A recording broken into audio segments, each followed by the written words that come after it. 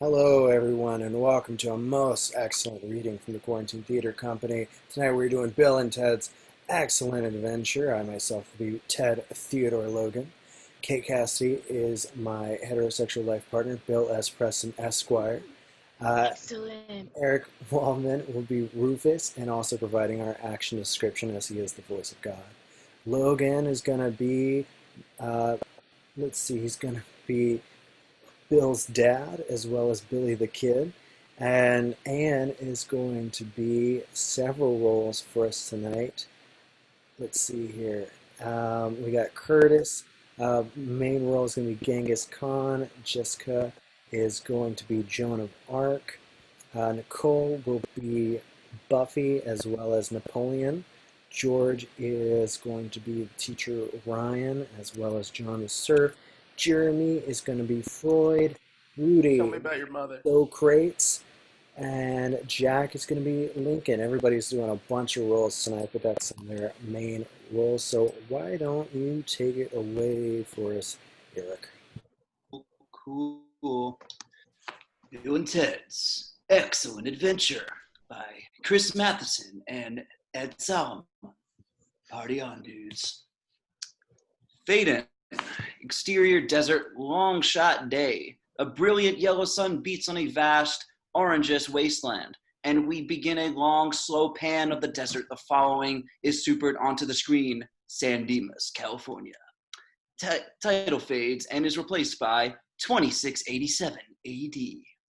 Then that title also fades, continue panning, and finally pan on a cluster of futuristic domes which shimmer in the distance. Soon a distant solitary figure, dressed all in black, silently strides into frame, dust kicking up behind him. As the figure approaches the largest of the domes, we begin to move in, and we cut to dome.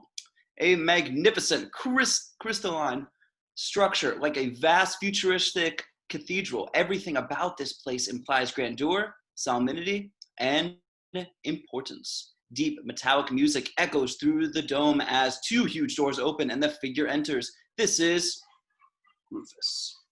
And he is the personification of everything that has been or will be rock and roll. Cool, cavalier, and cocky. He is dressed very stylishly and wears ultra hip sunglasses. He steps into the hall, the two huge doors shutting solidly behind him. He begins walking, his footsteps echoing loudly. He stops in the middle of the room and nods respectfully toward the other end of the room, where for the first time, we see three figures seated in midair as if suspended invisibly. All have long hair and beards, sort of like the members of ZZ Top, wear white, sport dark sunglasses like me, and slowly tap their feet in the rhythm to the echoing metallic music. These are the three most important people in the world. Another angle. Rufus stands patiently as the leader regally returns his nod and begins to speak, his voice resonating through the dome. It is time. Yes, it is. Rufus nods. The leader motions toward the center of the room, where the ceiling begins to iris open, bright white light pouring through the widening chasm. Soon the light is pierced by a large black obelisk, which barely visible through the brightness, begins to descend toward the floor. The spectacular explosion of light and music reaches a tremulous crescendo, then suddenly stops. The ceiling iris is closed. The leader looks at the obelisk and then gestures with his hand, and the obelisk begins a rapid and magical transformation. When complete, the obelisk has taken the form of a 1987 phone booth, glass doors, a telephone, the works. Rufus and the figures stare reverently at the booth. After a moment, Rufus flips down his shades and turns to the figures. Gentlemen, be excellent to each other. The figures nod gravely back at Rufus. Party on, dude. Party on, dude. Rufus nods and enters the phone booth, where he flips through the attached phone book and locates a number. As Rufus lifts the receiver, we see a small two-pronged antenna rise out of the booth and begins a glow with a bluish light. Then with each number Rufus dials, we see the blue light from the antenna move down the side of the booth, accompanied by a corresponding chord of heavy of heavy metal music. Finally, we hear a drum beat, and as the blue light connects with the ground, the floor beneath the booth suddenly opens up with a whoosh, and in a brilliant flash of bright white light and ranches rock and roll. Interior dome, the booth disappears. The floor immediately closes back, and the light in the dome returns to normal. Now, for the first time, we become aware of two towering portraits, which hang above the doors on the far side of the dome, dominating the room. They are of two middle-aged men with long hair and black t-shirts. The three important people gaze at the portraits, solemn, concerned. As we fade to darkness, we hear the voices of our 16-year-old heroes, Bill and Ted. Ready, Bill? Ready, Ted. Go for it, dude. 1, 2. 1, 2, 3, 4. 1, 2, 3, 4. And they plunge into a riff of upbeat air guitar, the high-pitched falsetto squeal of voices imitating hard rock guitar licks, sounding something like.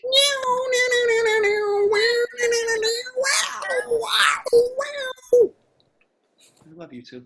After a few beats, the soundtrack music kicks in along with them as we fade up on exterior school bus stop day. Bill and Ted jump into frame, land on the bus stop bench, and do a series of air guitar riffs. Then as they leap off the bench toward camera, we begin a quick series of shots in which Bill and Ted do a brief MTV-type air guitar mini concert. They spin around on their backs, play their air guitars with their teeth, feet, and ears, trade solos, and finally, in a resounding conclusion, violently smash their air instruments against the ground, garnering strange looks from the few people around them. The guys look at each other, quite pleased, as the school bus pulls up in front of them. Interior, the bus is moving. Bill and Ted crash into one of the back seats. As we will see, they are not hard guys. They are, in fact, remarkably good-natured. Both wear rock and roll t-shirts and jeans with boxers pulled out the back. Of the two, Bill is shorter and darker with a more angular jaw and a more serious demeanor. He is the thinker of the two. Ted is the dreamer, taller and blondish, and with a wide-eyed romantic look. Ted is more into immediate, whether it be food, fun, or especially girls. Ted pulls a construction paper mock-up out of his rucksack and unrolls it.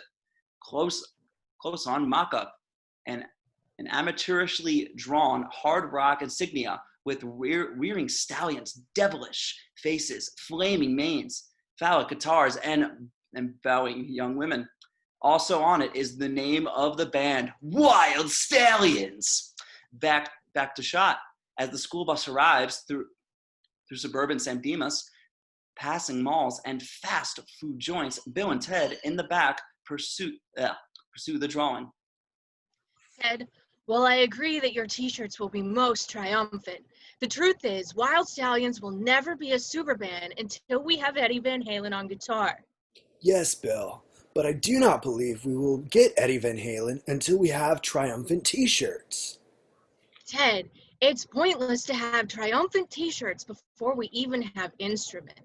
How can we have instruments when we don't even know how to play?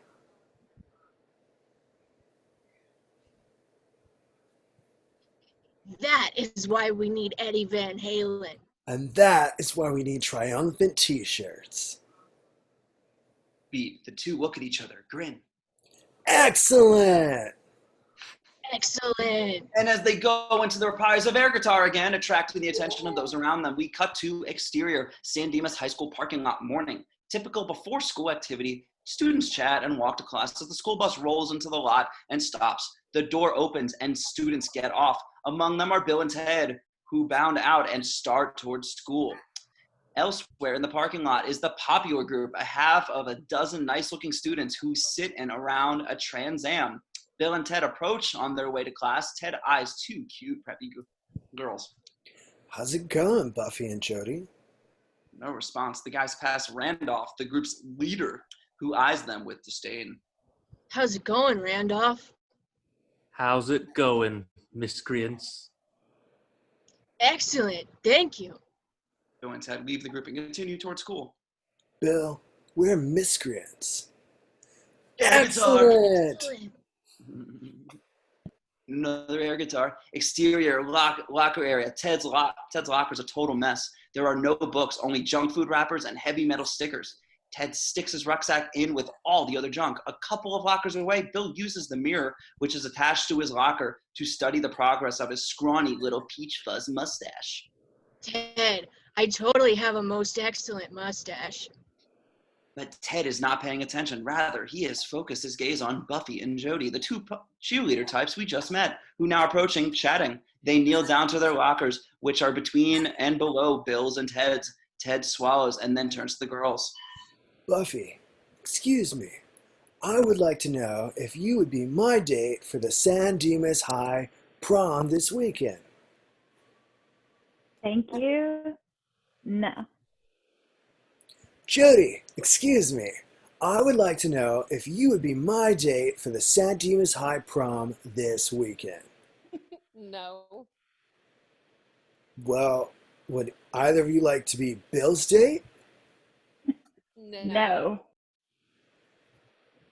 And the two pretty girls shut their lockers and walk away, giggling. Bill, are there any other possible combinations I may have missed? Quite a few, but Bill is silent, engrossed in a piece of paper he has found in his locker. He turns toward Ted. Dude, we're in big trouble. Why?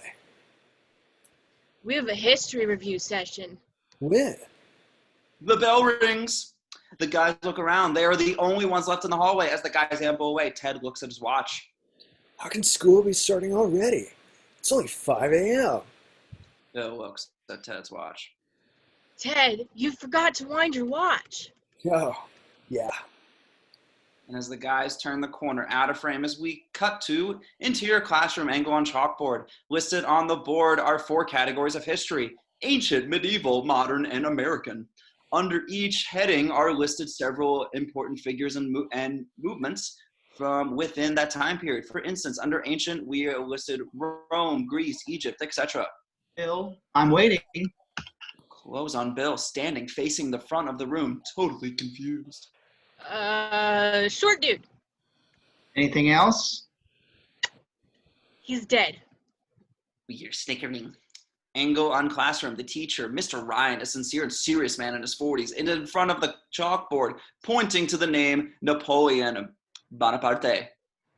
So then, Bill, you're telling me that Napoleon was essentially a short, dead dude, correct? Well, yeah. More snickering from the class, especially Randolph, Ox, Buffy, and Jody. We've been watching all this entertained from the front row. Ted, who's been drawing the Wild Stallions logo onto his desktop, looks up and laughs at his buddy. Totally blew it, dude. Ryan hears this and looks at Ted. All right, Ted, why don't you stand up? Ted gulps and stands. Ryan points to the board. Who is Joan of Arc? Noah's wife? The class laughs and Ryan sighs. The bell rings. Front of the room after class. Bill and Ted stand at Mr. Ryan's desk.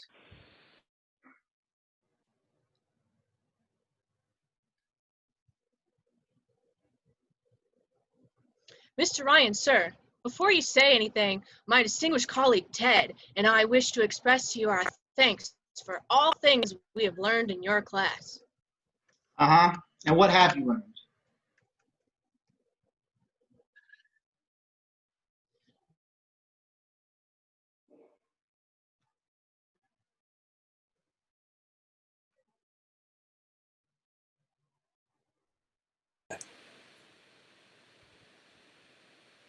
Start mine unless Ryan wants to say his line again. Uh-huh. What have you learned? Yeah, if you want to. Okay. Sure.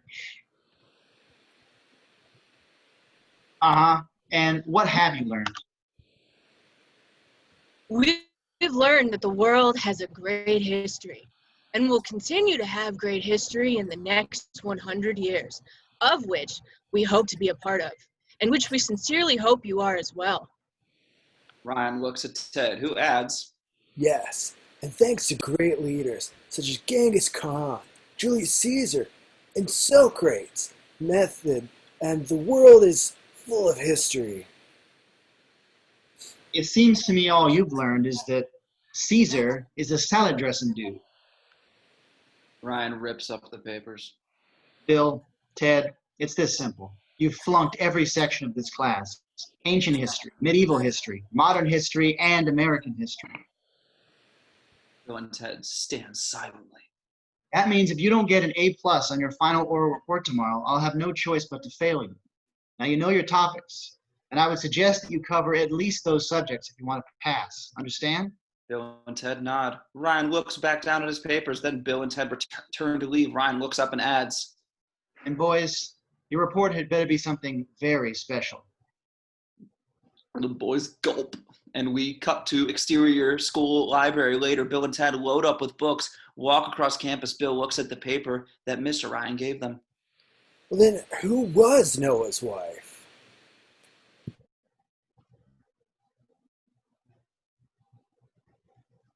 I don't know, Ted, but I do know we are in serious trouble. Listen to this. Put an important historical figure from each of your time periods. View the world of San Dimas 1987. We're in danger of flunking most Guys look at heinously each tomorrow, other and Ted. gulp. And then we hear,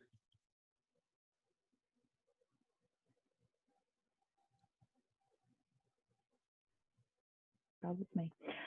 Hi, Bill. Need a lift? the guys look up. Reverse angle, a station wagon is pulled up into the lot in front of them. In the driver's seat is Missy, 19 and gorgeous. The guys approach. Sure, Missy. I mean, Mom. Dude, your stepmom's cute. Shut up, Ted.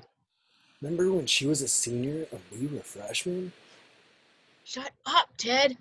Bill opens the car door. Interior station wagon. Missy has a couple of bags of groceries in front. Bill and Ted climb in the back. To Ted's house, please, Mom. Exterior, Ted's house. Minutes later, a small lower-class home in a not-so-great neighborhood. Missy's station wagon stops behind a police car, which is parked in the front of the house. Bogus. Your dad's home. Be right back as soon as I get my books.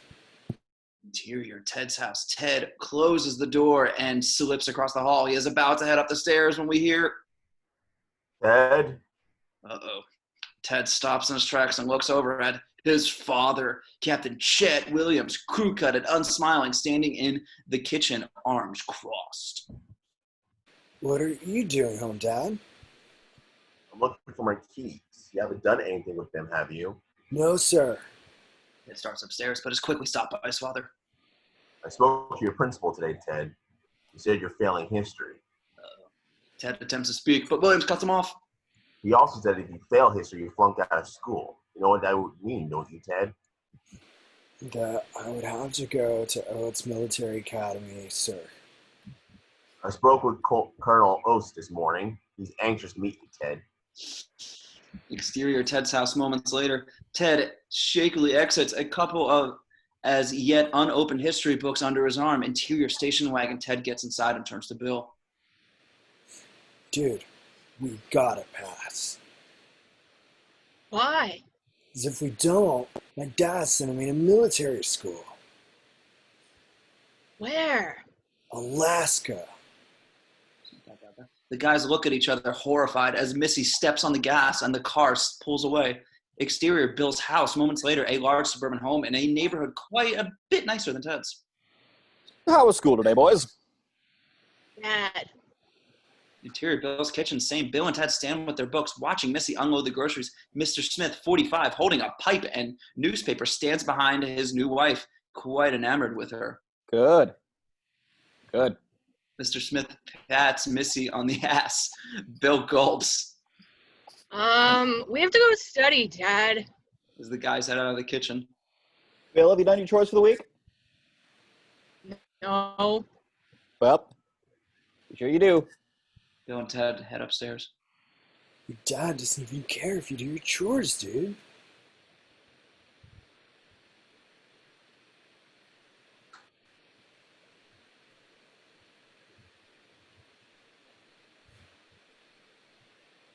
I said, your dad doesn't even care if you do your chores, dude. Shut up, Ted. He's too busy going for it with your stepmom. Whoa, second base. No way. Fooled you, dude. Bill gives Ted a Melvin, and as they continue up, out of focus, we cut to Bill's bedroom that night. A large, well-furnished room. Books are strewn everywhere. The guys have been studying hard. Okay, Egypt, Moses, Charlton Heston, Greece, Socrates. smart dudes, Yup,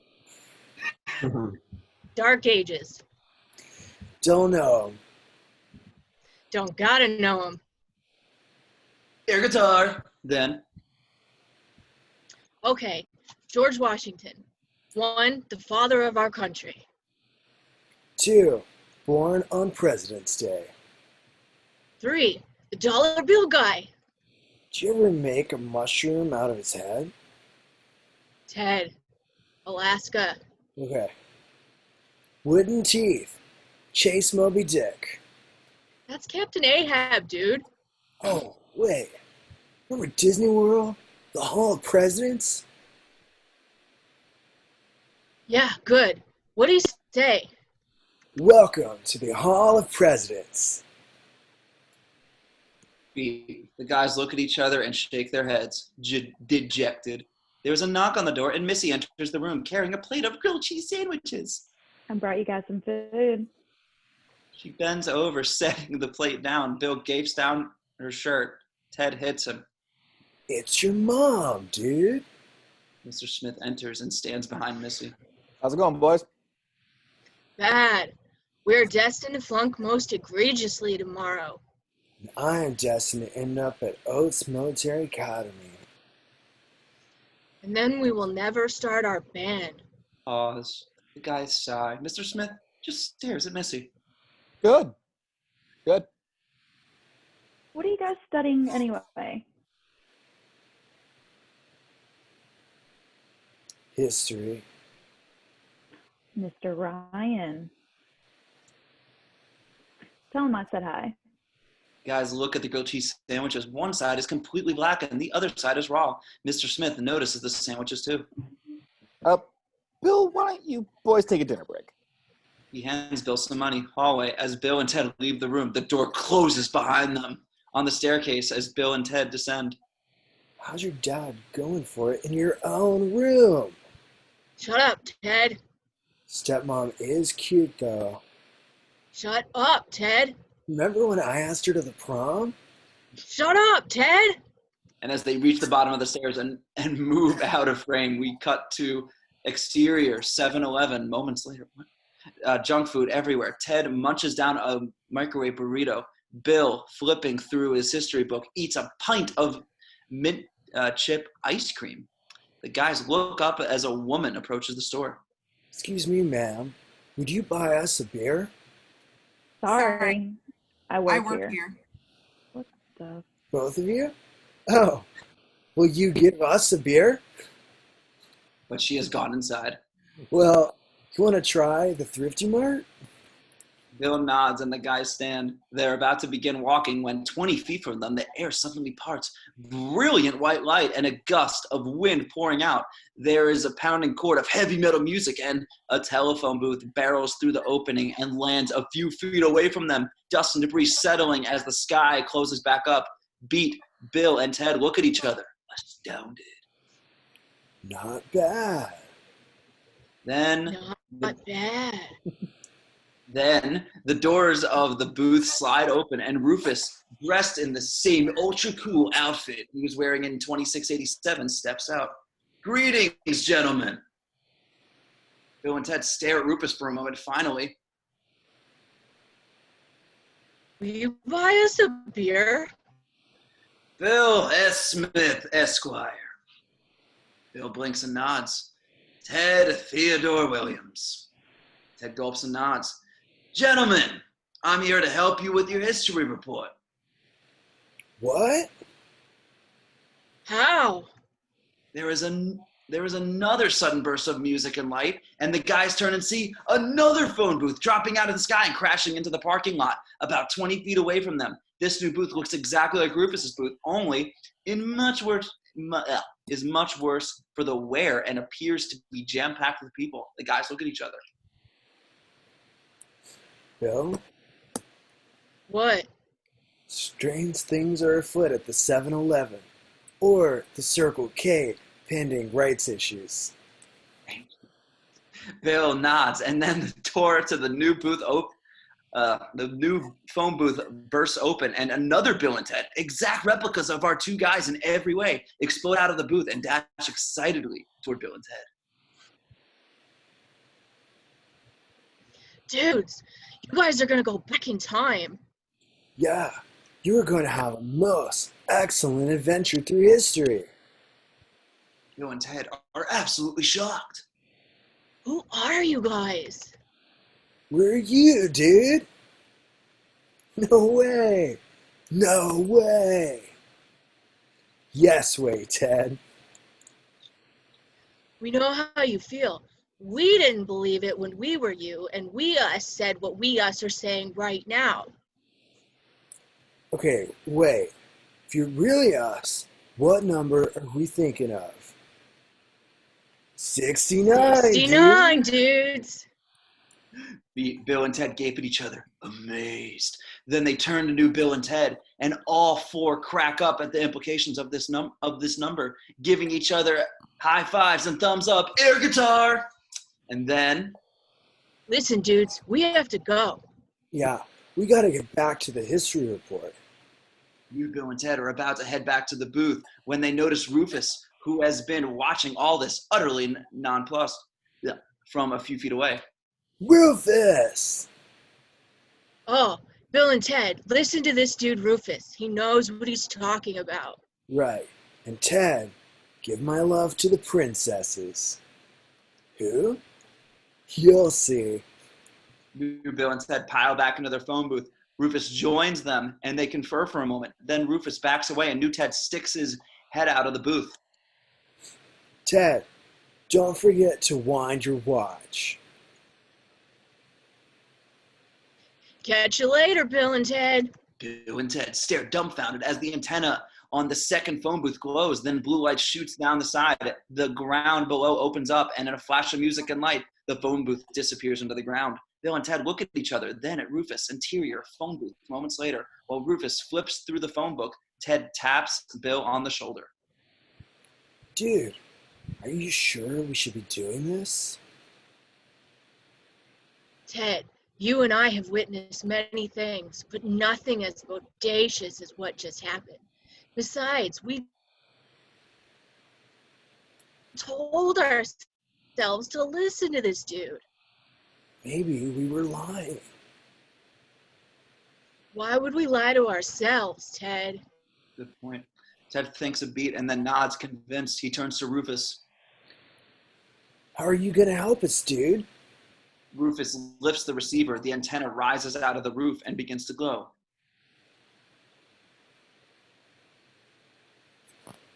Call someone and get the answer? We're gonna do a lot better than that, gentlemen. Rufus begins dialing. With each number, we hear corresponding heavy metal guitar chord. Bill and Ted respond to this.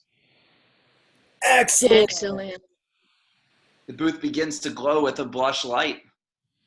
Brace yourself, amigos. Huh? Gentlemen, we're history. There is a sudden flash of brilliant white light, a roar of heavy metal music, and the phone booth disappears into the ground with a whoosh. Cut to the circuits of time, a complex system of wires and circuits crisscrossing the screen. After a beat, we hear, Whoa! Whoa! whoa, and the phone booth shoots into frame, diving into the opaque tube-like circuits. Interior booth moving incredibly fast. Bill and Ted, eyes wide and amazed, peer through the glass as the booth barrels down the circuit wire on a virtual roller coaster ride through time. Rufus, where are we, dude? These are the circuits of history, gentlemen. They'll take you almost anywhere you want to go, at any time. How? Modern technology, William.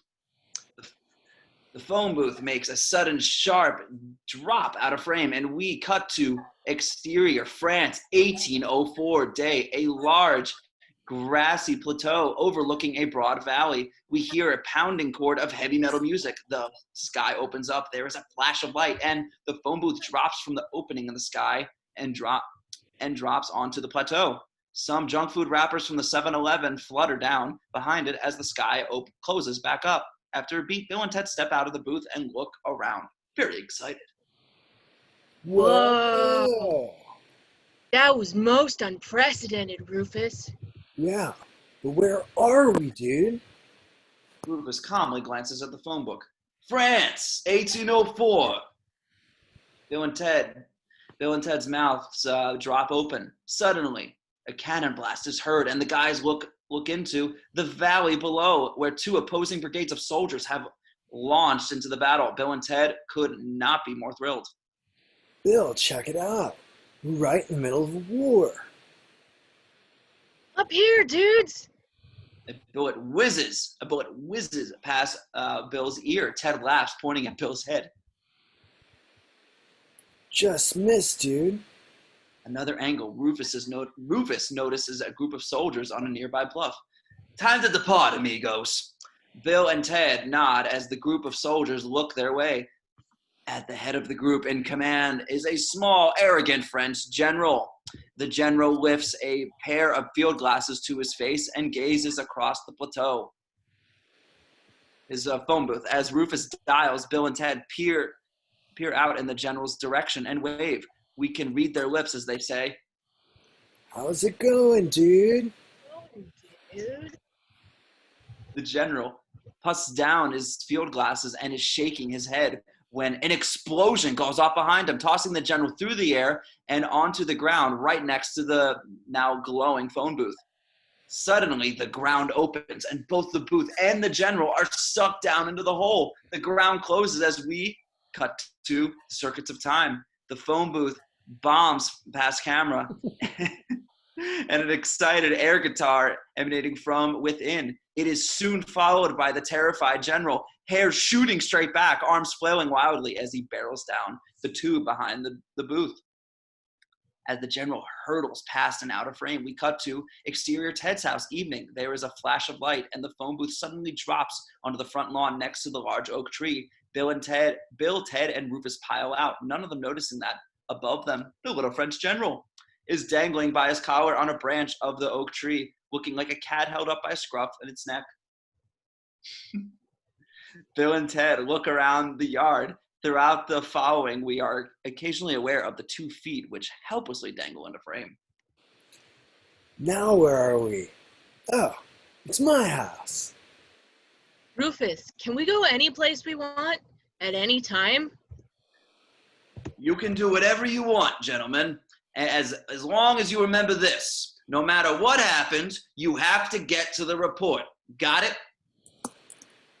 The guys nod. The report's tomorrow at 2:45, right? And not again. Okay then, amigos. This will tell you the number of whatever place you want to go.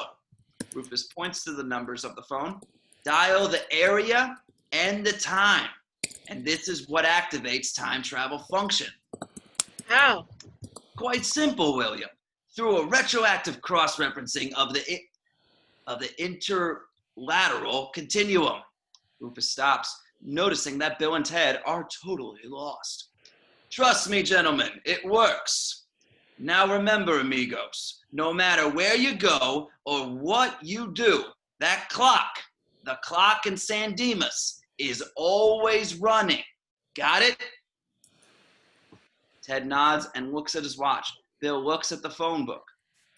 Rufus bows his head and takes a step back. Gentlemen, it is time for me to leave you now. Bill and Ted look at Rufus surprised. What do you mean, Rufus? Yeah, aren't you coming with us? Rufus backs into the phone booth and shakes his head. William, Theodore, you're on your own. Bill and Ted watch wide-eyed as Rufus closes the door and dials. We hear the same great heavy metal chords, and then in a flash of light, the booth disappears. By George Carlin. A split second later, there is another flash, and it reappears empty. Bill and Ted look at each other. Ted, What?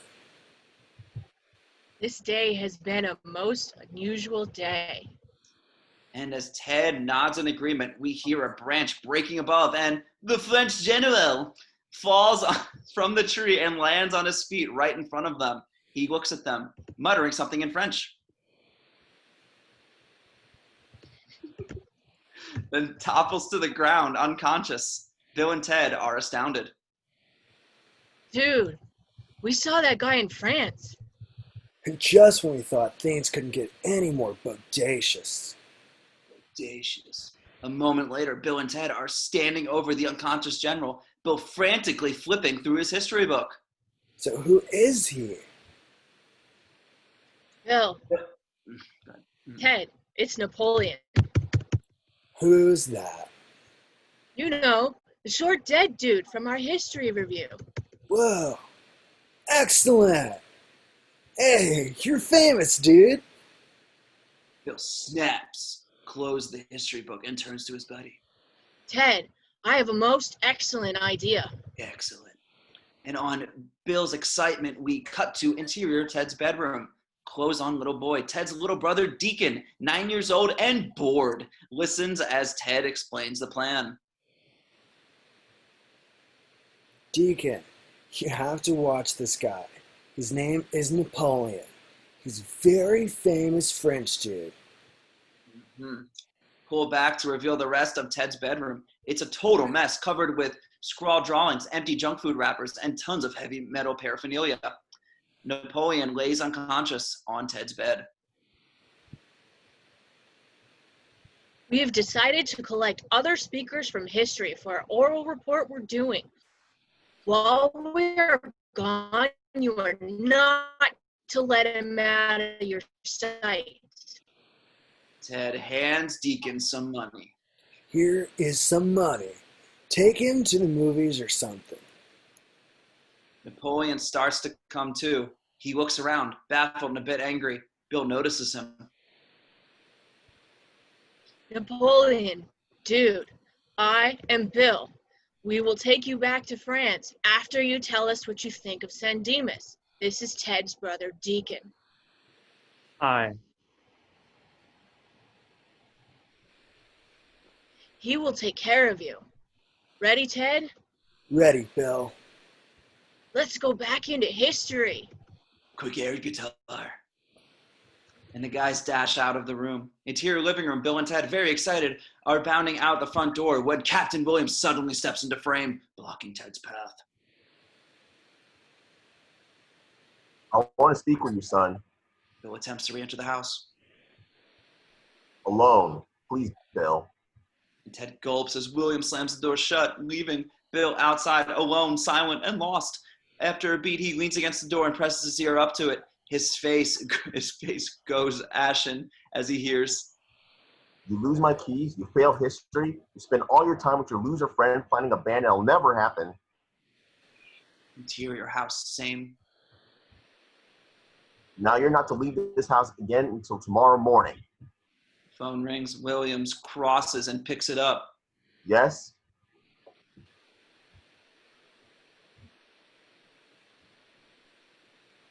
Muted. Captain Williams, this is Officer Van Halen down at the station. Officer Van Halen. Interior phone booth, same. Bill stands, receiver in end, heavily disguising his voice. I'm new, dude. Sir, listen, we found your keys. If you want them, better come and get them. Interior house. Williams hangs up, shakes his head. When I get back from the station, I want you packed and ready to go. Got it? Yes, sir. Captain Williams turns and heads upstairs. As he does, the front door opens and Bill sticks his head inside. Ted crosses to him. Dude, we're in serious trouble. My dad already signed me up. My plane leaves tomorrow night. That's only if we fail, dude. A moment. The guys look at each other. Then slowly their gaze shifts outside toward the phone booth. The guys brighten and turn back to each other. No way! Way! Interior phone booth. Seconds later, Ted reads from the history checklist while Bill flips through the phone book. Socrates, Sigmund Freud, Beethoven. Is there one for the Western movement in America in the 19th century? Yeah. Well, then let's reach out and touch someone, dude. Air guitar. Then Bill dials. The guitar chords resonating through the booth. Then Bill gets a connection. We hear a drum beat, and the guys look at each other. Bill, my friend, Yes, Ted, my friend? may we have a most excellent adventure. Bill and Ted firmly shake hands, and in a flash of music and light, the booth disappears. A beat later, Captain Williams exits the house, heading towards his car as we cut to exterior Old West Town Day, a rough, tough prospecting town somewhere in the Colorado Territory. We hear heavy metal guitar, and shortly thereafter, the phone booth drops out of the sky and lands next to a row of outhouses. A few confused townspeople stare as Bill and Ted step out of the booth and look around very excited. A beat, then How's it going, Old West dudes? interior saloon. A moment later, a real Old West style bar room. A piano plays in the background. Bill and Ted enter and saunter up to the bar.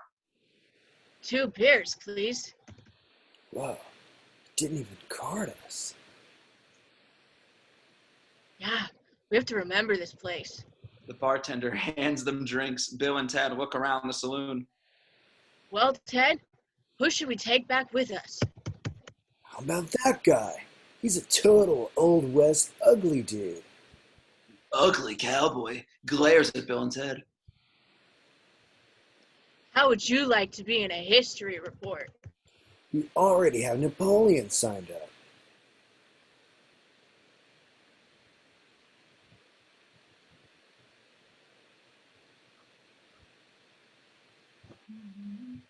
Where the hell are you from? San Dimas. Home of the raging waters. Excellent water slides. Suddenly, a gunshot rings out, and all attention shifts to the swinging doors, where a tough-looking young cowboy enters and begins walking around the saloon, staring at everyone. He stops in front of Bill and Ted. Silence. Finally, How's it going? another angle. The young cowboy moves away from Bill and Ted, addresses everyone in the saloon. I need 2 men. Who's with me? Who's he?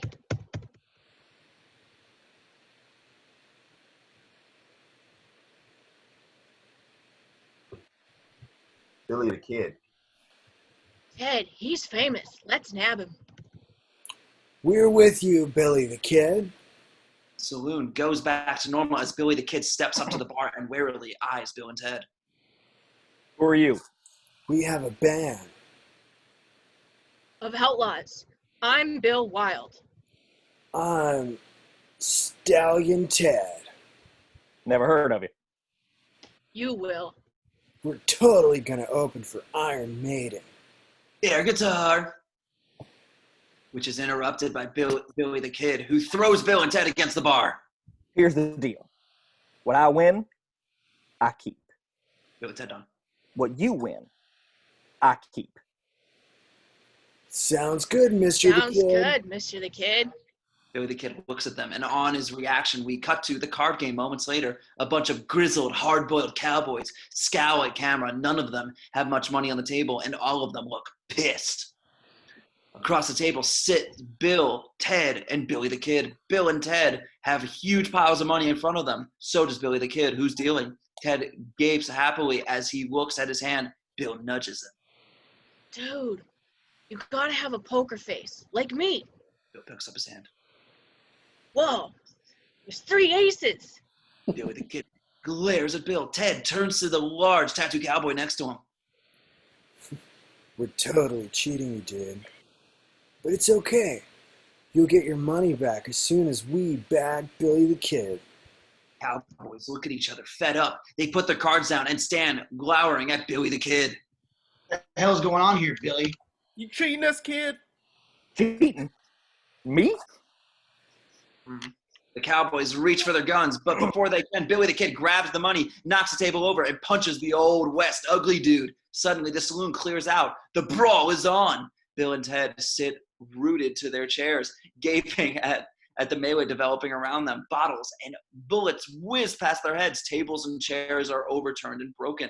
The guys look at each other and are about to do a thrilled air guitar when they are grabbed and pulled out opposite sides of frame. The piano continues in the background as Ted lands on the table and looks around. 3 very large, very ugly, very nasty-looking rustlers glare at them. How's it going, big ugly dudes? Silence. The rustlers look like they're about to tear Ted's heart out. Ted swallows. Okay, look, gotta be honest with you guys. Totally weak. I can't possibly fight you. Yet. A beat, then Ted pulls a small paper booklet from his pocket and opens it. However, how would you gentlemen like free passes to see The Song Remains the Same at the San Dimas 6?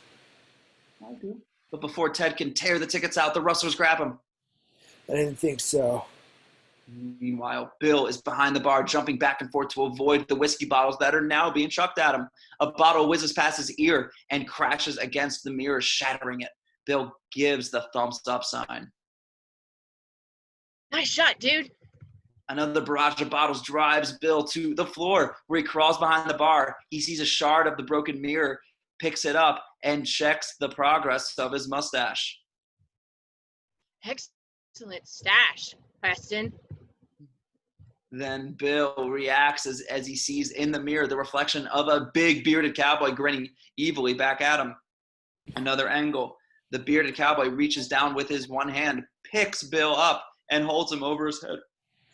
Bill's POV. The 3 rustlers are tossing Ted around like a beach ball. How's it going, Ted? Excellent, you?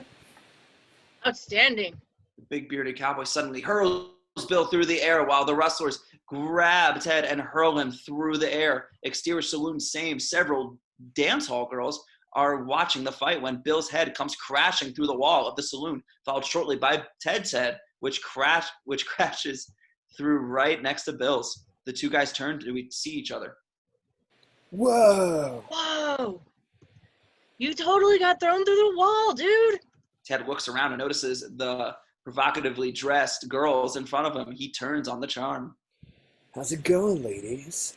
I am Ted Theodore Williams, and this is my friend, Bill S. Preston. Before he can finish, the guys are pulled back through the wall. The dance hall girls look at each other, and we are back in the saloon, where we see that it was Billy the Kid who grabbed the guys. Come on. Billy the Kid turns and dashes across the room, where he runs directly into the card-playing cowboys, who quickly surround him and draw their guns. Bill and Ted duck behind a wall and look at each other. Bill, you gotta save him. Yeah, but how? Ted peeks around the wall and looks at the lineup of cowboys, then nudges Bill. Check it out. And he points at the cowboys' underwear, all of which is barely sticking out of the tops of their pants. Bill and Ted look at each other and smile. They creep from behind the wall and stop just behind the cowboys. Ready, Bill? Ready, Ted. 1, 2, 3. Go! And the guys suddenly pull each of the cowboys' long underwear up, giving them Melvins. They follow this by pantsing the cowboys, pulling their pants down around their knees.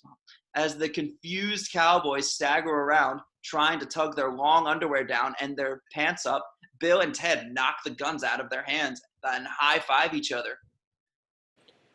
Good going, Bill Wild. You too, Stallion Ted. As the cowboys continue to struggle with their pants, Bill, Ted, and Billy the Kid dash out of the saloon, exterior saloon. Billy the Kid looks at the guys as they rush away from the saloon and toward the phone booth. You 2 saved my life. Nothing doing, Billy the Kid. The guys push through the line, which is waiting to use the outhouse. Excuse us, dudes. We gotta use the phone. They reach the booth, squeezing past a cowboy who exits the booth, zipping up his fly. Bill and Ted look down. Oh, no. Oh, no. Where are we going? Ted glances at the history checklist. The golden age of civilization. Where?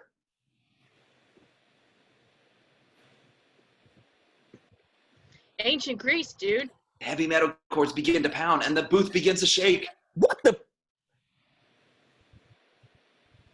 Don't worry, Billy the Kid. We'll bring you back here as soon as you talk at our report. Believe me, dude, Napoleon has it tougher. He's back in San Dimas with Ted's little brother, Deacon. Ted looks at his watch. It reads 7:15 p.m. There was a flash, and we cut to exterior Farrell's restaurant establishing shot. A clock on the outside wall reads 7:15 a.m. Interior Farrell's ice cream parlor evening. Pan across, people eating, children, parents, and at a corner table, Deacon, his 9-year-old girlfriend Carrie, her 8-year-old friend Daphne, and Napoleon. This is a double date. There is a sudden, clamorous ringing of bells, and Napoleon reacts, startled, as a waiter rushes up with a huge trough. Napoleon stares as the immense dish of ice cream is set before him, as another waiter places a big bib on him. We cut to the table a little while later. The kids are all finishing off the trough. Napoleon making a quick move to scoop the last bit of chocolate ice cream away from Daphne. When there is another ringing of bells and the waiter pins "I made a pig of myself at Farrell's" button onto Napoleon next to his other medals. Napoleon looks around, angered and confused. We notice that the clock on the wall behind him now reads 7:57 p.m. as we cut to ancient Greece day. Ancient pillars, Greek statues, a phone booth. Bill and Ted amble along a tree-lined path. How we doing with the time? Excellent. Close on watch, which now reads only 7:45 p.m. We notice that the second hand is beginning to slow down as the guys steal up to a small amphitheater up ahead where a group of 5 or 6 young men are seated around one older man. The older man, short and rotund, appears to be holding court. One of the students uses the name Socrates or Socrates to address the older man. Bill, Ted, and Billy the Kid crouch nearby. Socrates? Hey, we know that name. Yeah, look him up. It's under Socrates. Bill finds the right passage in the book. Ted looks over his shoulder. The only true wisdom consists in you or nothing. That you know nothing. The guys look at each other. That's us, dude. Let's bag him. The guys start off, then stop, noticing Billy the Kid, who obviously wants to go with them. Ted rummages through his rucksack and removes a Nerf football, which he tosses to the confused young cowboy. Here, Billy the Kid.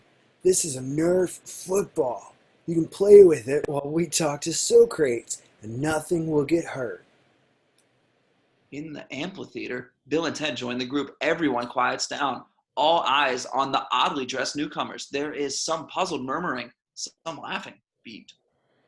How's it going? Socrates looks at Bill and Ted, quite curious. There is silence in the group. Another beat. Ted, he's waiting for you to say something. What do I say? Philosophize with him. All we are is dust in the wind, dude. Thank you, Kansas. Close on Socrates, he scratches his head, intrigued. We hear heavy metal chords. There is blinding flashlight, and we cut to a bowling ball smashing into a set of bowling pins. Interior bowling alley close on score sheet. Hand down names: Deacon, Carrie, Daphne, Napoleon. We are in the 10th frame of the third game. The kids' scores average between 70 and 100. Napoleon's high is 43. Suddenly, Napoleon's score changed to 143 as the little general, now wearing green and red bowling shoes, cheats on his score, then rises to bowl. Behind his back, Deacon, Carrie, and Daphne roll their eyes. They hate him. Deacon imitates his awkward style as Napoleon rolls a gutter ball and scowls, ranting arrogantly at a family which bowls next to him. Another angle behind Napoleon. The kids whisper to each other and giggle, planning something. Meanwhile, Napoleon's ball comes back and he bowls again, tossing another gutter ball. This time he throws a little bit of poor sportsmanship, stomping his feet, shaking his fist in the air, and then finally pounding his fist on the air jet and hurting his wrist in the process. Trying to ease the pain, Napoleon places his hand inside his coat, thus striking the famous pose for the first time. Then Napoleon turns around to find the kids are gone. Napoleon attempts to run after them, but is quickly blocked by the alley manager, a fat, sweaty, ineffectual man in his 50s. Hey, not so fast there, buddy. You ain't paid yet. Napoleon stares at him, uncomprehending. Exterior bowling alley night. After a beat, Napoleon is booted out the door. He stumbles down onto the pavement. I don't want to see you around here anymore. Beat it. Napoleon, confused, stands, brushes himself off, curses at the manager in French, and then stumbles away, having no idea where to go or what to do. Meanwhile, down the street, the three kids bolt away. Your brother will kill you. I don't care. Napoleon's a dick. They turn a corner, giggling, and we cut to exterior English castle morning. On the outskirts of this gray stone castle, a babbling brook winds its way through a verdant field. A beaten down looking serf, we'll call him John, is bent over picking roots when the phone booth crashes to the ground right next to him. A beat later, Bill, Ted, Billy the Kid, and Socrates step out. Socrates looks around. Amazed, Billy the Kid flips Nerf football into the air. Not so bad, huh, Socrates? So where are we, dude? England, 1371. Dude, we are in the most excellent shape for our history report. Yeah, all we need is one more speaker from medieval. How about that guy? I must say, Billy the Kid, you are dealing with the oddity of time traveling with the greatest of ease. Kid smiles proudly as Bill approaches John the Serf. Excuse me, dude. Where would we find the personages of historical significance around here? John the Serf looks up at Bill and smiles toothlessly. Later. Bill crosses to Ted. In the background, Billy the Kid and Socrates flip the Nerf football back and forth. So, Ted, any ideas on who we should bag? Ted? But Ted is spellbound, speechless. Reverse angle, Ted's POV. Two beautiful young princesses are standing on the castle balcony, looking out. One of them, Joanna, has made eye contact with Ted, who is smitten. I'm in love, dude. Those must be the princesses you told yourself about at the 7-Eleven/Circle K. Well, you're the ladies, man. How are we going to meet them? Interior castle hallway. Later, dark, shadowy suits of armor line the wall. Several royal henchmen walk by on patrol. They continue out of frame. Beat. Then we hear. Bill, What? these are heavy. Yeah, heavy metal. Loud, echoing air guitar. As the two of the suits of armor step out of the shadows and start to clank around. Feel like the dude in the Wizard of Oz. Straw dude? No, not that dude. Bill does a heavy clanking jig. If I only had a heart. Way to go, dude. As Bill and Ted turn down the hallway, we see that their boxers are coming out of their suits as they clank clumsily away from us. Bill? What? Use the force, Bill. I'm Darth Ted. Ted grabs a lance off of the wall and swings it at Bill. It connects with a thud. Then Bill pushes Ted playfully, and Ted pushes back. They begin to roughhouse, knocking each other onto the floor, wrestling, laughing, and hitting each other. Neither pays the slightest attention to the incredible amount of noise they're making. Another angle, Bill shoves Ted backwards, falling back himself and knocking Ted rolling down a small flight of stairs. We hear Ted hit the bottom of the stairs with a tremendous crash. Then Bill crawls out of his suit of armor, stands and looks down the stairs at Ted's suit of armor, which lays on the floor, motionless. Two henchmen stand over it, swords drawn. The henchman plunges their swords into the suit, look around for the other intruder, and run off in the opposite direction. Bill, horrified, slowly moves down the stairs and stands over Ted's suit of armor, fighting tears. He can barely speak. Bogus.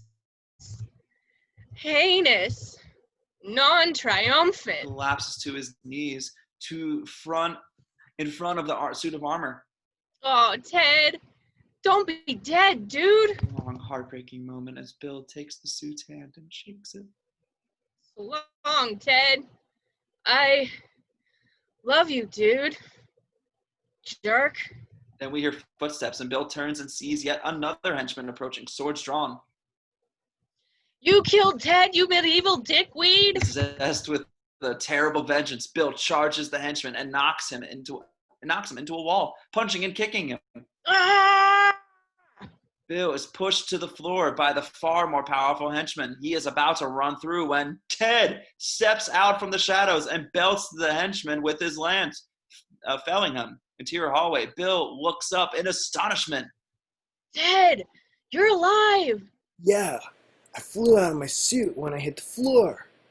Bill gets up and the guys rush to each other. They hug, beat, they realize what they're doing and separate.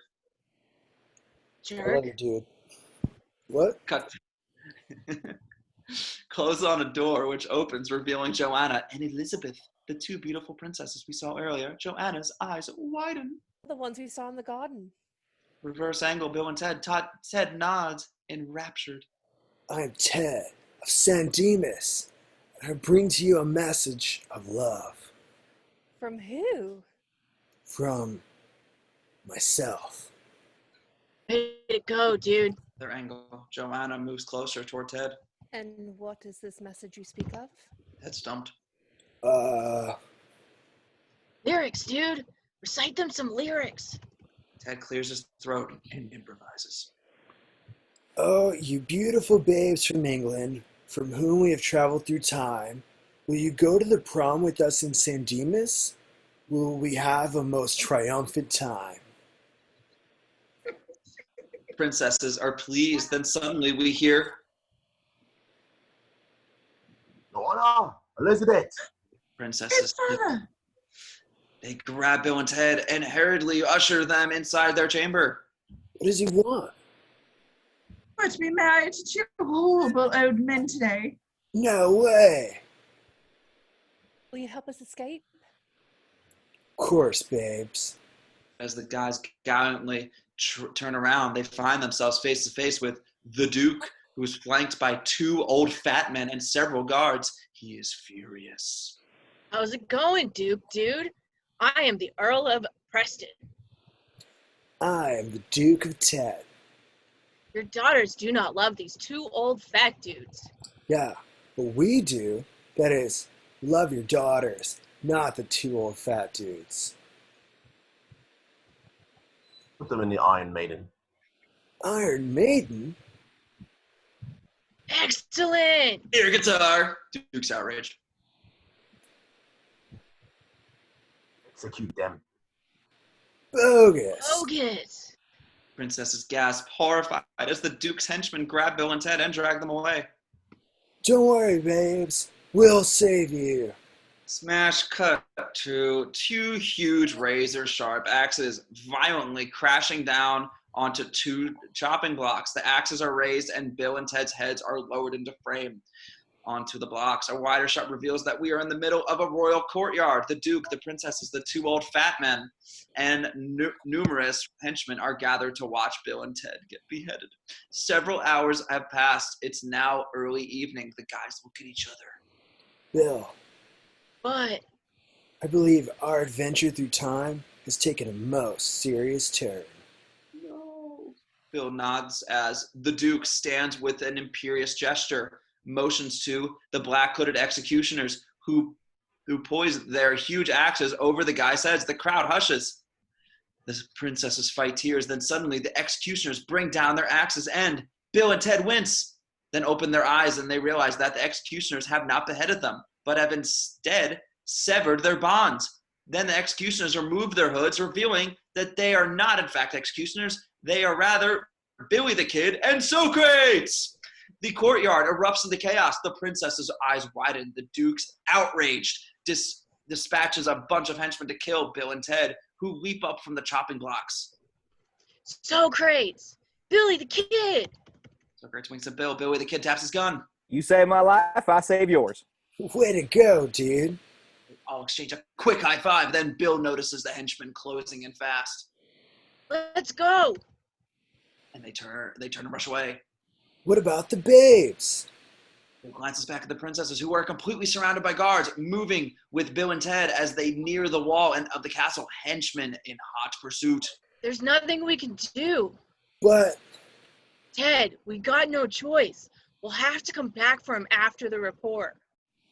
They reach the end of the courtyard and begin to scale the stone wall. Henchmen draw nearer as Billy the Kid gives Socrates a boost over the wall, then scrambles over with Bill. When Ted reaches the top, he stops and looks back at Joanna, who smiles and blows a kiss at him just before a henchman's arrow embeds itself in the wall just below Ted. More arrows fly past, and Ted is driven over onto the other side of the wall, where he joins the other guys as they run for their life toward the phone booth. Bill, I just realized we don't got him an evil speaker for the report. What are we gonna do? Oh, I took care of that. What? What? Yeah, Billy the Kid nods and points inside the booth, where John the Surf, flipping the Nerf football up and down, grins toothlessly at them. The heavily armed henchmen begin to scale the wall as Bill, Ted, Socrates, and Billy the Kid all pile into the phone booth with John the Surf. Needless to say, it's getting a bit crowded in here. Bill grabs the phone book and begins rifling through as a flaming arrow smacks against the booth. Ted peers through the glass at the quickly approaching henchman. Bill, I think we better get going. Bill, what are you doing, dude? I'm trying to find the number to San Dimas. There! But just as Bill gets a good look at the number, a flaming arrow sails into the booth and lodges directly under the phone book. The book's brittle pages burst into flame. Whoa! Oh! Put it out, dude! I'm trying! Ow! Dude! I can't! We'll have to do without it. Bill tosses the burning book from the booth, and Ted pulls the door shut as the henchmen approach the booth. At the head of the group stalks a ferocious 7-foot mountain of flesh, swinging an immense spiked ball and chain over his head. In the booth, Bill dials frantically. What are you dialing, dude? San Dimas! Hold on! Bill finishes dialing. An arrow careens off the antenna. There is a click. The guys look at each other expectantly, and we hear, I'm sorry, the number you have dialed is not in service at this time. Please check your directory and dial again. Thank you. Oh no! Oh no! Suddenly, the booth begins to rock as the henchmen begin pounding on the side of it. Billy the Kid and Socrates struggle to hold the door shut. Bill, panicky, redials as Ted notices that outside the booth, the henchmen have given way to the 7-foot giant, who is now snarling ferociously, fiercely swinging the ball and chain over his head. Interior booth. Come on, dude! He's gonna... I know, Ted!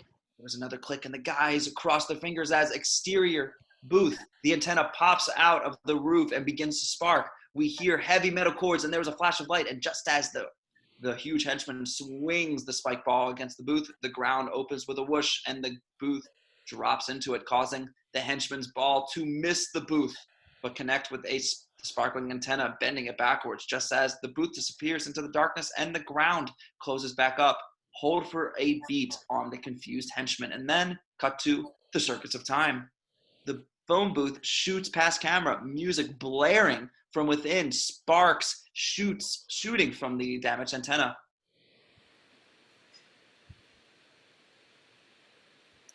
Where are we going, dude? Home, I hope. The careening booth dives down a chute, and we cut to exterior desert day. The same vast orangish desert we saw in the opening. Great heavy metal music emanates from each of the futuristic domes which dot the landscape. We hear voices, and a moment later the sky opens up and the phone booth crashes down onto the ground. The skewed antenna recedes back into the roof as Bill and Ted pull themselves out of the booth and look around, baffled. Dude, this is not San Dimas. Bill nods. The guy notices the domes. Excellent music. Most outstanding. Then the guy's attention shifts to one of the domes where a woman dressed all in white except for a black trench coat steps out and stares at Bill and Ted, stunned. It's you. Yeah, it's us. Who are we? Excuse me, but what year is this? 2687.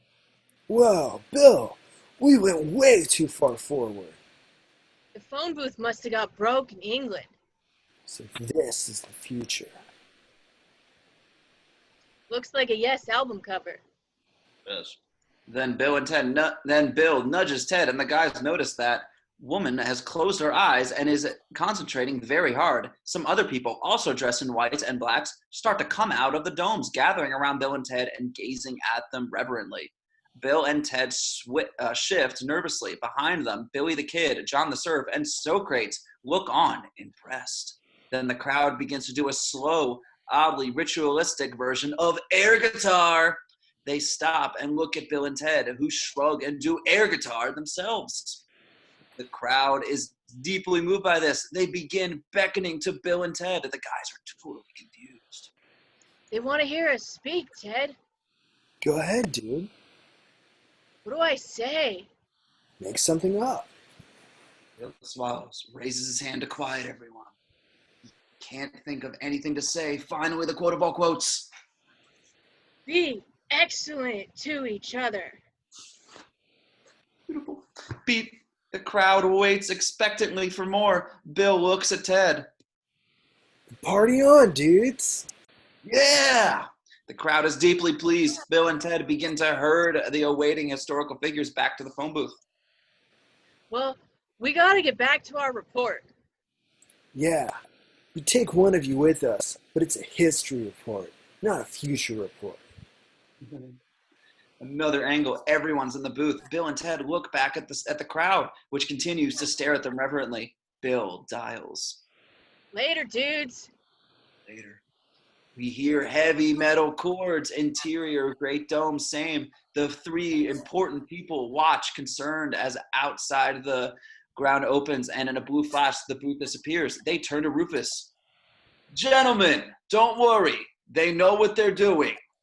The important people look at each other, worried. We cut to the circuits of time. The booth hurtles past camera to 5 faces pressed up against the glass. Let's go back to England. We don't know the number. Even if we did, the phone's broke. We just got to keep dialing San Dimas till it works. The booth whizzes around a sharp curve in the circuiting, and we cut to exterior Roman courtyard day. Julius Caesar is walking through his courtyard when he hears music, and a moment later, the sky opens up, and the booth crashes right in front of him. Whoa! Whoa! Bill and Ted look through the glass at Caesar, who stares right back at them. Where do we land now? Bill, flipping through their history books, finds the page he was looking for. Ted, it's the salad dressing dude. That's the green goddess? It's Julius Caesar. Bill holds the book up to the glass next to Caesar's face. It is the best salad dressing. Caesar's expression matches exactly what is rendering in the book. Bill smiles. Ted, how much time we got left? Tons. Why? Extra credit, dude. Air guitar! As the door to the booth slides open, Julius Caesar is pulled inside, and we cut to the circuits of time. The booth hurtles past camera, Caesar's terrified face pressed against the glass. Where'd we dial? San Dimas. Where are we going? Beats me. Exterior, Vienna Street day. The booth crashes before a sign which read S. Freud. After a moment, Sigmund Freud opens the door and gazes out the odd sight before him. Ted sticks his head out of the booth. How's it going, Freud, dude? Billy the Kid loses his Freud and pulls him into the booth. This must be a dream. It is. Bill dials the number and music continues over the following. In medieval Mongolia, The booth crashes down next to Genghis Khan. The ancient Mongolian warrior looks at the booth for a moment before a hand holding a Twinkie reaches out as Khan reaches for the Twinkie. He is yanked inside, and we cut to France, where Joan d'Arc is in the middle of a battle when a crowded phone booth drops right in front of her. The door opens, and we cut to a crowded concert hall where Ludwig van Beethoven is conducting his Ninth Symphony, where the phone booth crashes into the orchestra pit. Ted sticks his head out, grabs Beethoven's hair, and we cut to the White House, where Abraham Lincoln is sitting in the Oval Office when Genghis Khan bursts through the door, grabs him, and carries him over to the awaiting phone booth. Khan lifts him over his head and jams him into the top corner of the jam-packed booth, and we cut back to the circuits of time. Darkness, silence. Suddenly, we hear voices, and the phone booth barrels past camera lengthwise like an incredibly fast canoe. The historical figures sit inside the booth like 12-year-olds on a roller coaster. Some are terrified and scream. Others, the more experienced time travels, hold their arms up in the air and whoop and holler, thrilled. Moving with Bill and Ted as they sit in the back of the speeding booth trying to speed over the incredible din. We got plenty of time, but we don't got any more room, dude. The next place we stop, we better try and figure out what's wrong with the booth. Ted nods, then notices the broken antenna, which now has sparks pouring off of it. He taps Bill on the shoulder. Dude, I think I got an idea what's wrong. Bill looks back, and as the booth shoots through the 360-degree loop and dives out of frame, we cut to exterior prehistoric marsh. Foggy, misty, dank. A pterodactyl screeches by as we hear. Okay, here is a treat to make our minor prehistoric pit stop a bit more enjoyable. Camera pins the historical figure sitting on a felled tree at the edge of the marsh. Ted, the den mother of the group, is pulling Hunt's pudding cups out of his rucksack and handing them out. Genius. He picks up a clipboard. Okay, please raise your hands when I call your name. Pronouncing most of the following incorrectly. Abraham Lincoln.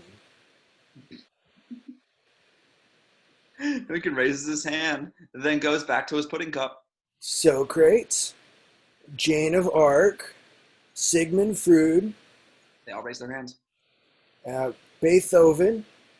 The way the kid nudges Beethoven, who looks up and raises his hand. Next to him, Sigmund Freud is opening a pudding cup. He is about to lick the lid when... Sigmund Freud, don't lick the lid off the pudding cup. But Freud does anyhow and winces. I told you not to. Everyone, don't lick the lids. Another angle, Genghis Khan is elbowing Abraham Lincoln, trying to make more room for himself. Genghis Khan, Abe Lincoln, that's funny until someone gets hurt. Genghis Khan and Lincoln keep horsing around, so Ted calls over toward Bill, who is sitting on top of the phone booth fiddling with the broken antenna. Bill, it won't stop roughhousing. Bill, the disgruntled father, sighs and looks over his shoulder. Do I have to come over there and make you guys stop? The group quiets down. Ted is about to return to his pudding cup when he looks up and notices that a huge Brontosaurus's head has entered frame and looking at him. Ted looks at the Brontosaurus, shrugs, and hands the dinosaur's pudding cup.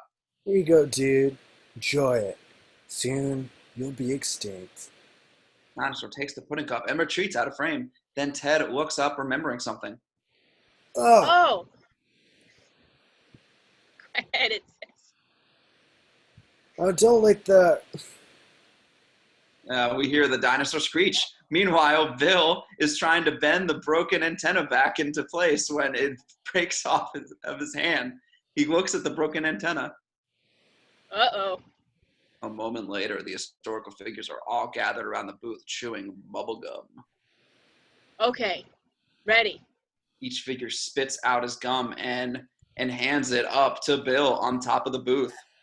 Sure hope this works.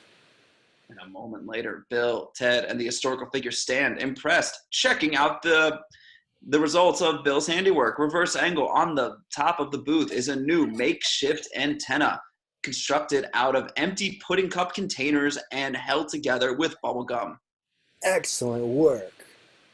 We're out of here, dudes. Interior booth. A moment later, the disgruntled figures have piled back into the booth.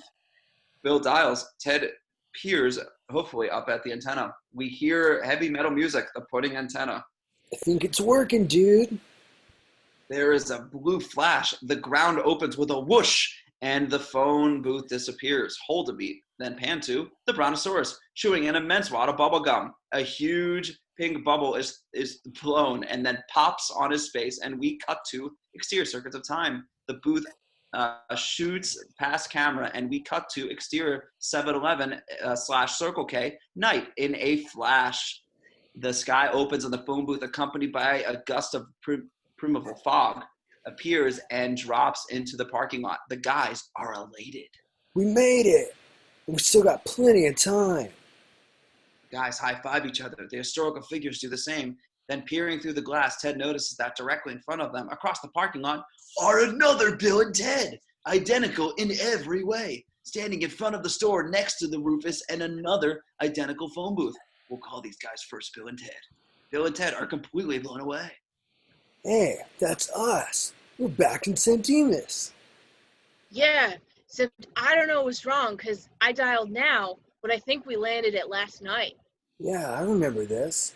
Only from over there. Yeah, only then that us was us, and this us was them. Now that us is them, and this us is us. Bill, Look at each other. we are in the middle of a most unusual adventure. Dude, What? let's go talk to ourselves. Excellent. What do we say anyways? I don't remember. Let's find out. Air guitar. As they burst out of the phone booth and dash over toward the first Bill and Ted, stopping directly in front of them. Dudes, you guys are gonna go back in time. Yeah, you are going to have a most excellent adventure through history. First Bill and Ted are shocked. Who are you guys? We're you, dudes. No way. No way. Yes way, Ted. We know how you feel. We didn't believe it when we were you and we us said what we us are saying right now. Okay, wait. If you really mean, what number are we thinking of? 69, dudes. The first Bill and Ted gape at each other, amazed. Then they turn to Bill and Ted. All four crack up at the implications of this number, giving each other high fives and thumbs up. Then, Listen, dudes, we have to go. Yeah, we got to get back to the history report. as Bill and Ted start off, they notice Rufus, who has been watching all this from the other booth. Rufus! Oh, Bill and Ted, listen to this dude Rufus. He knows what he's talking about. Yeah, and Ted, give my love to the princesses. Who? You'll see. Another angle as Bill and Ted turn and head back to the phone booth. They are joined by Rufus. Everything all right, gentlemen? Yeah, except, how come the number we dialed for San Dimas brought us here instead of tomorrow, Rufus? Because in San Dimas, it is tomorrow, William. You have to dial one number higher. Guys enter the booth. Oh yeah, thanks, Rufus. They're about to close the door. And gentlemen, you better hurry. You don't have much time. What do you mean, Rufus? We got 6 hours. No, you've got 60 minutes. Bill and Ted look over at Ted's watch and rolls his eyes. Ted, you forgot to wind your watch again. And after you reminded yourself not to. Oh, I better remind myself again. Ted, don't forget to wind your watch. The dials in the booth begins to glow. Thanks, Rufus. Thanks, Rufus. Catch you later, Bill and Ted. The ground whooshes open and exterior 7-Eleven / Circle K. The phone booth disappears. Hold on, first Bill and Ted, who stare amazed as Rufus rejoins them. Then cut to the circuits of time. where the booth sails by incredibly fast, looking about ready to fall apart. Hold on, dudes. Just a little further. The booth runs a chute, dives down a steep incline, and then as it tears around a sharp curve, the door flies open, causing everyone in the booth to be hurled out into the circuit. The historical figures slide through the tube in the ultimate thrill ride, and as they shoot down out of frame, followed by the phone booth, we cut to exterior Bill's backyard. Missy is watering some flowers and listening to a Walkman when we hear, but she doesn't. I can totally see her top. See down her top. Words. And then, one by one, the historical figures begin dropping from the sky and landing around the yard. Abraham Lincoln lands headfirst in the junipers. Julius Caesar lands at the top of the pool slide and slides into the water. Genghis Khan lands perfectly in a deck chair and crosses his legs. Joan of Arc lands and spins around in a hammock. John the Surf lands on the diving board, does a perfect double flip, and then lands on Caesar's shoulders in the pool. Socrates falls into the chimney, his robe ripping and staying at the top of as he plummets into the fireplace. Billy the Kid drops through a basketball hoop and lands in a garbage can. Beethoven is caught on the TV antenna and dangles there. And finally, Sigmund Freud bounces off the telephone wires, hits the diving board, flips backwards onto an air mattress, bounces up onto the roof, tumbles down a teeter-totter, is flung onto a telephone pole, and finally drops into a wheelbarrow, which dumps him on the garden hose, cutting off Missy's water flow and causing Missy to turn around just in time to see Bill and Ted drop into frame, landing their feet right in front of her. Missy removes her Walkman. Hi, guys. Hi, Missy. Mom. The phone booth lands into a crash right next to the guys, and Missy looks at it. Well, that's odd. Another angle, Missy notices the bizarre assortment of historical figures who are variously climbing out of the pool, pulling themselves out of the bushes, hoisting themselves out of the garage, etc. Mrs. Smith Preston, Esquire, ma'am, we'd like you to meet some friends of ours. Just congregate before them. Yeah, this is, Mike Caesar, and Dave Beethoven, and Maxine of Arc, and, Socrates Johnson, and Bob Genghis Khan, and Abraham Lincoln. It's nice to meet you all. There's Cokes in the fridge. Turns back to her watering. Mom, can you please give us a ride someplace? Missy turns back to Bill. She sets down the hose and sighs. What she's about to do isn't easy for her. Not until you do your chores, Bill. What?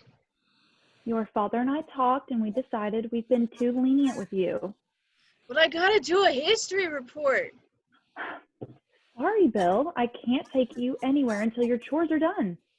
Flabbergasted, he looks at Ted's watch. Dude, how are we gonna get all these chores done in time?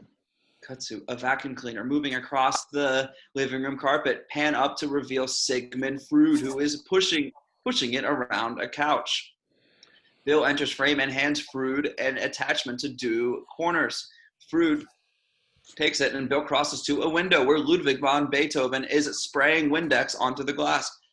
Bill nods, giving him the okay sign. Beethoven smiles please.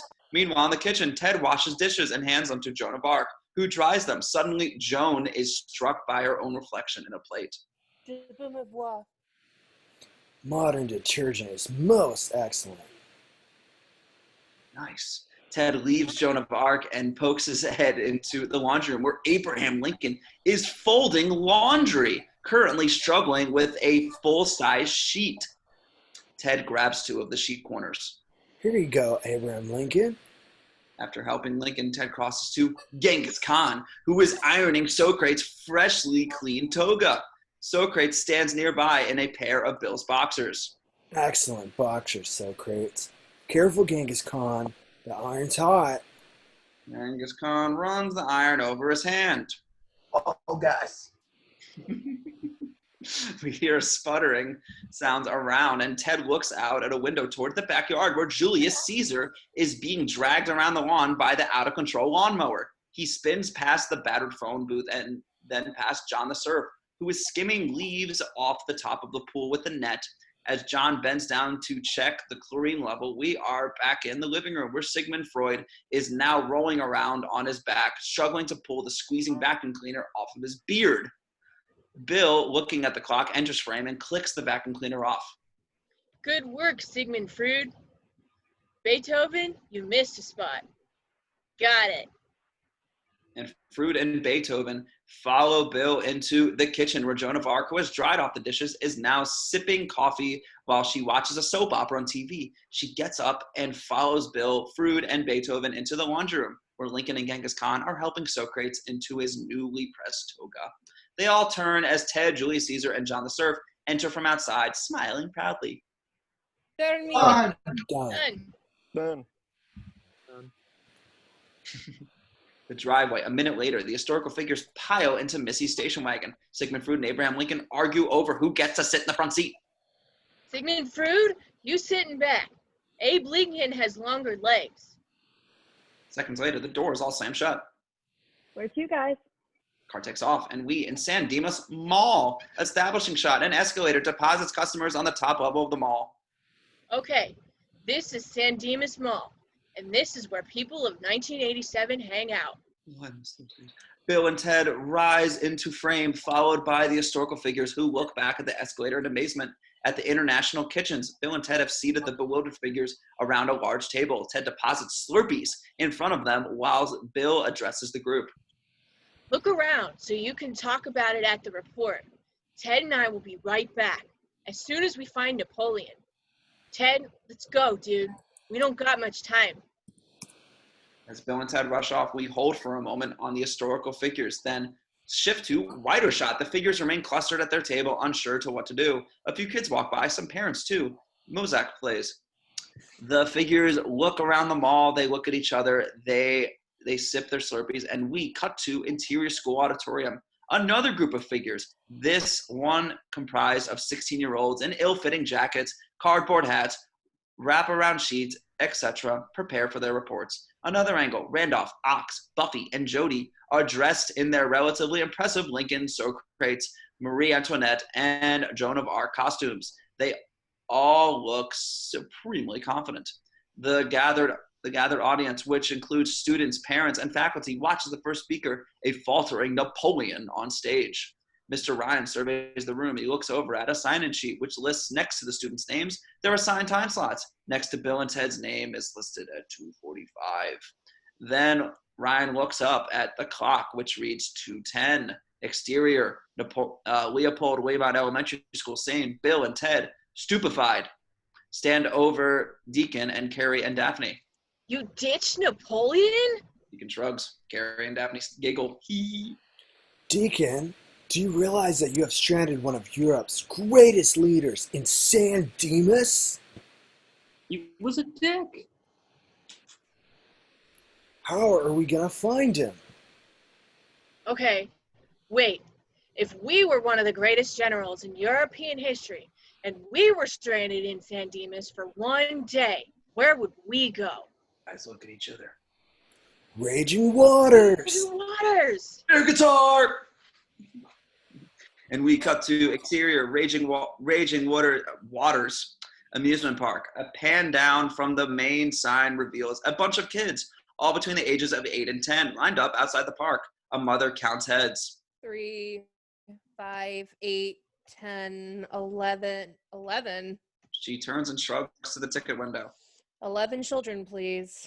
And as the group moves through the turnstiles, we see that Napoleon, tired, dirty, and disoriented, has wandered into the group of children and is now being funneled into the amusement park with them. Inside the park, moments later, the children in their bathing suits are lined up to go down the slide. They scoot down one by one, laughing and yelling. Then Napoleon, in an ill-fitting bathing suit, steps up to the slide and looks down. He stands frozen with terror as the attendant steps up behind him.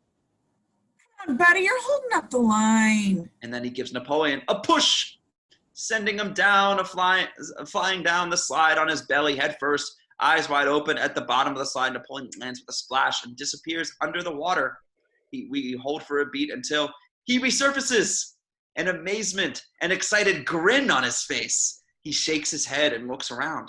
He likes this. Bon. Très bon. And as he jumps out of the pool, running after the other kids. Attendez! Attendez! Cut to a series of shots in which Napoleon rides all of the sides. He goes down on his back, on his butt, on his stomach. He then races some of the other kids down. We finished with a flurry of shots of Napoleon landing in the pools at the bottoms of the slide. Splash, splash, splash. And as he pops out of the water for the third time, 4 hands reach into frame and pull him out. Pull back to reveal Bill and Ted, who dry off the reluctant Napoleon and lead him toward Missy and the awaiting station wagon. Come on, Napoleon. Everybody's waiting for us at the mall.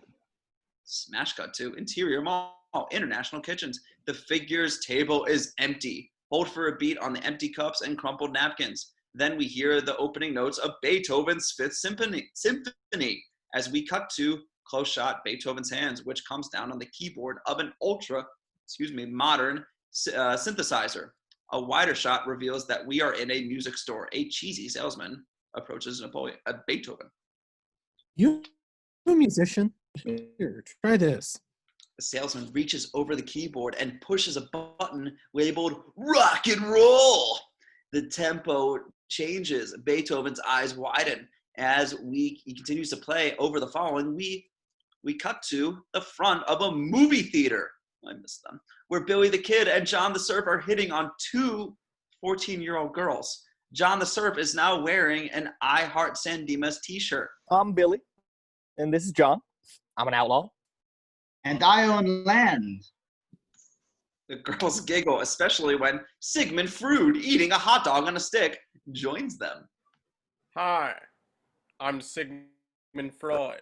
The girls giggle some more. You both seem to be suffering from a mild form of hysteria. You geek. The girls get up and leave. Billy the Kid glares at Freud. Way to go, egghead. Billy the Kid and John the Surf take off after the girls, leaving Freud alone in front of the movie theater. He takes a bite from his hot dog, spilling mustard on his beard. As he turns to walk away, we see that someone has taped a "Kick Me" sign onto the back of his pants. Meanwhile, on the main floor at a caricature booth, Joan of Arc is watching a cheesy caricaturist do a ridiculous portrait of Julius Caesar. The drawing depicts a large-nosed Caesar on a surfboard with the name Julius broadly written across it. You got what I call a Roman nose. See? Joan of Arc's attention is diverted by a group of beefy men who walk past her and enter the health club. Interior Beautiful Body Health Club. Joan of Arc enters behind the 2 men. Intrigued, she walks into the weight room and observes sweaty, scantily clad men and women strapped onto Nautilus machines, riding life cycles and lifting barbells. This scares her. She turns and exits onto an aerobics floor where a class is in mid-session. The instructor steps up behind the dumbfounded Joan. Listen up, life can't be that serious. Woo! Yeah. As the instructor begins to pummel Joan's shoulders, we cut to a row of public phones where Socrates is staring transfixed at a teenage girl who is talking into one of the phones. Sandy, I'm serious. This mega grimester is totally scorching me. Socrates, confused by this, picks up another phone and begins imitating the girl.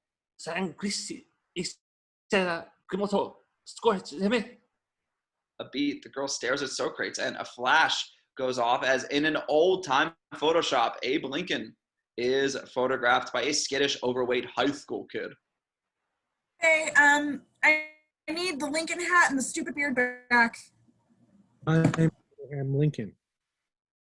Yeah, right. Ha ha ha. Come on, mister. He yelps at the boy, tugs at his beard. A tussle ensues and Lincoln breaks free, running out onto the mall. where he runs into Genghis Khan. The photographer runs out after Lincoln, but retreats terrified when Genghis Khan raises a club and growls at him.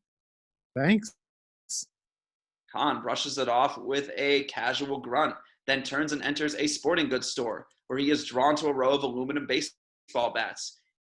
He picks up, favorably comparing it to his wooden club. Then he looks behind him, startled. A reverse angle reveals a mannequin of a baseball player, his bat poised, ready to swing. Khan cocks his bat and then with a savage yell, knocks the mannequin's head off.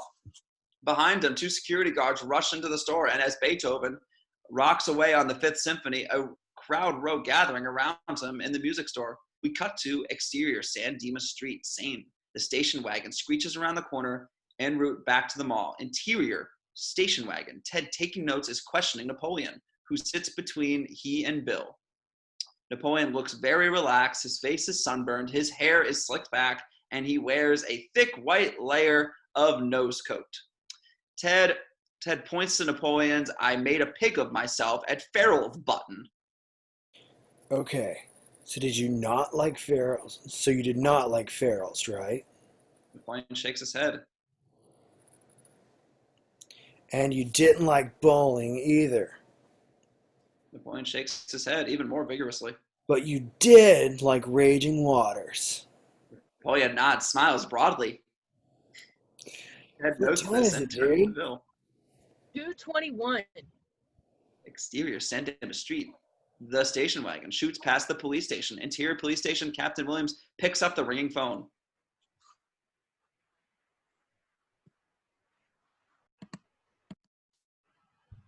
This is Captain Williams. What? Smash cut back to interior mall. Beethoven now playing the synthesizer like a man possessed. He cracks the volume up even louder, and we cut to the aerobics room where Joan the Arc, doing the fiercest aerobics routine imaginable, has replaced the aerobics instructor and is now leading the class. In an ear-piercing kiosk, Lincoln and Froude crouch behind the counter, hiding from 2 teenage security guards. Froude looks over at Lincoln. You are a very great man. Thank you. Froude looks at Lincoln expectantly. I don't know who you are, but I expect that you are too. Thank you. Froude turns to Lincoln and sees the "kick me" sign on his rear. Lincoln shrugs and then kicks him. Froude is about to protest when Lincoln spots a security guard approaching, and the 2 men dash across the mall where they attempt to escape the security guards by running up the down escalator, thus causing a massive pileup. Meanwhile, directly behind them in a Big 5 sporting goods, Genghis Khan wards off more security guards with bowling balls, boxing gloves, and tennis rackets. Finally, he jumps onto a trampoline and bounces out onto the mall floor just as Billy the Kid and John the Surf rush by. Yeehaw! Yeehaw! Yeah.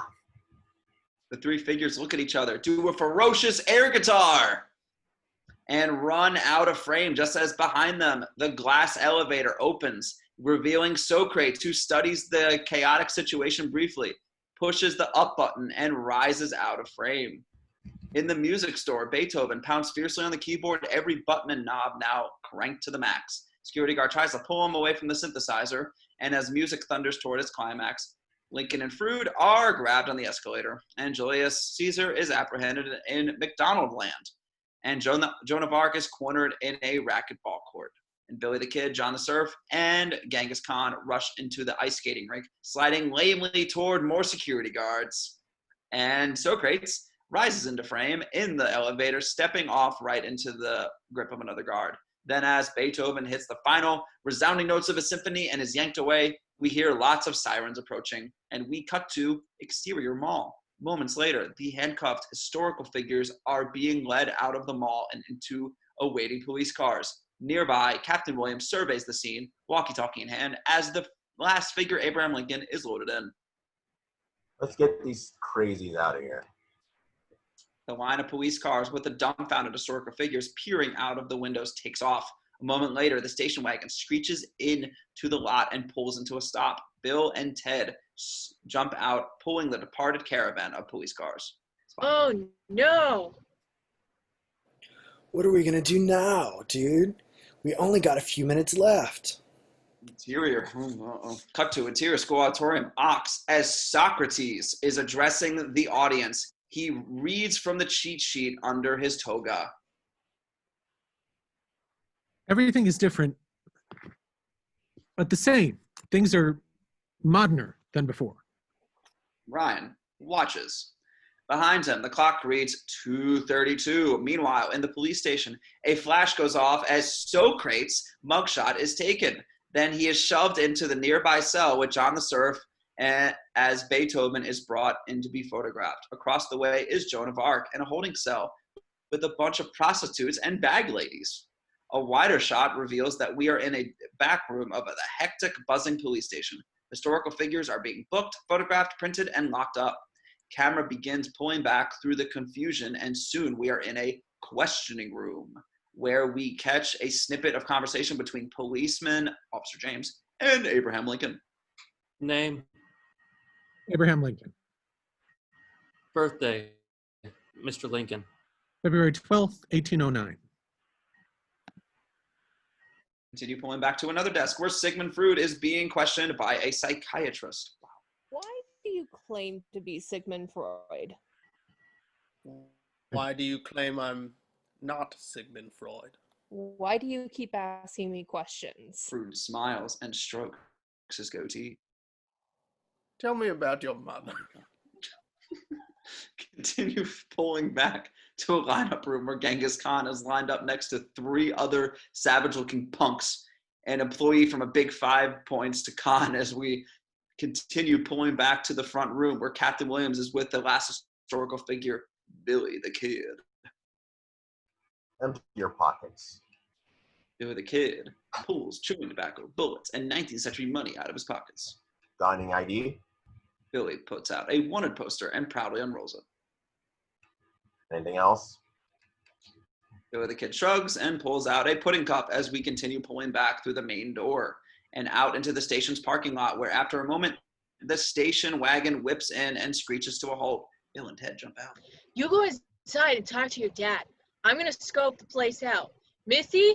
Mom, please watch Napoleon. Napoleon smiles coyly at Missy as Ted rushes inside the station where he dashes over to his father. Dad. Captain Williams looks at Ted. He's fed up. Pack your bags, Ted. What?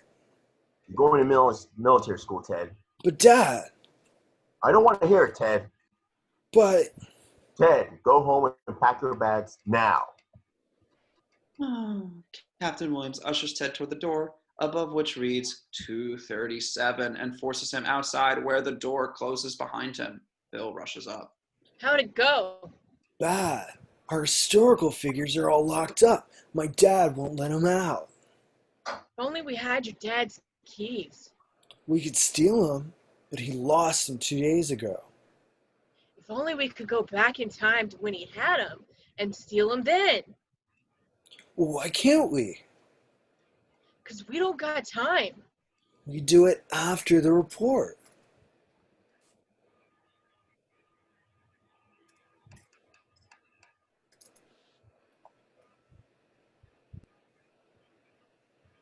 What do you think, Bill? I didn't hear what you said, Ted. I said we could do it after the report. Because after we do the report, we'll have time travel back 2 days ago. Steal your dad's keys and leave them here. Where? I don't know. How about by that tree? Guys run to a nearby tree as Bo continues.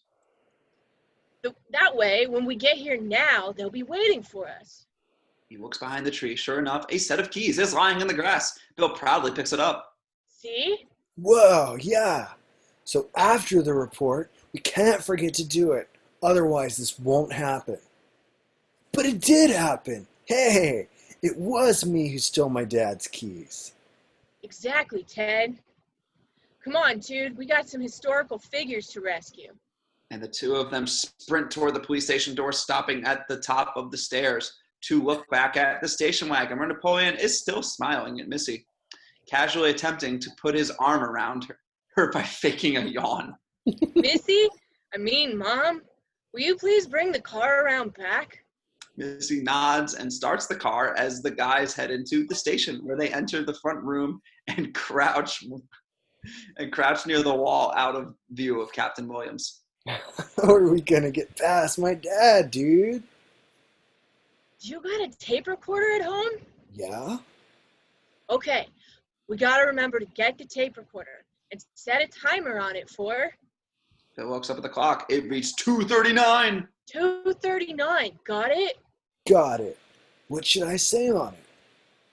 We begin to hear Ted's voice emanating from an adjacent room.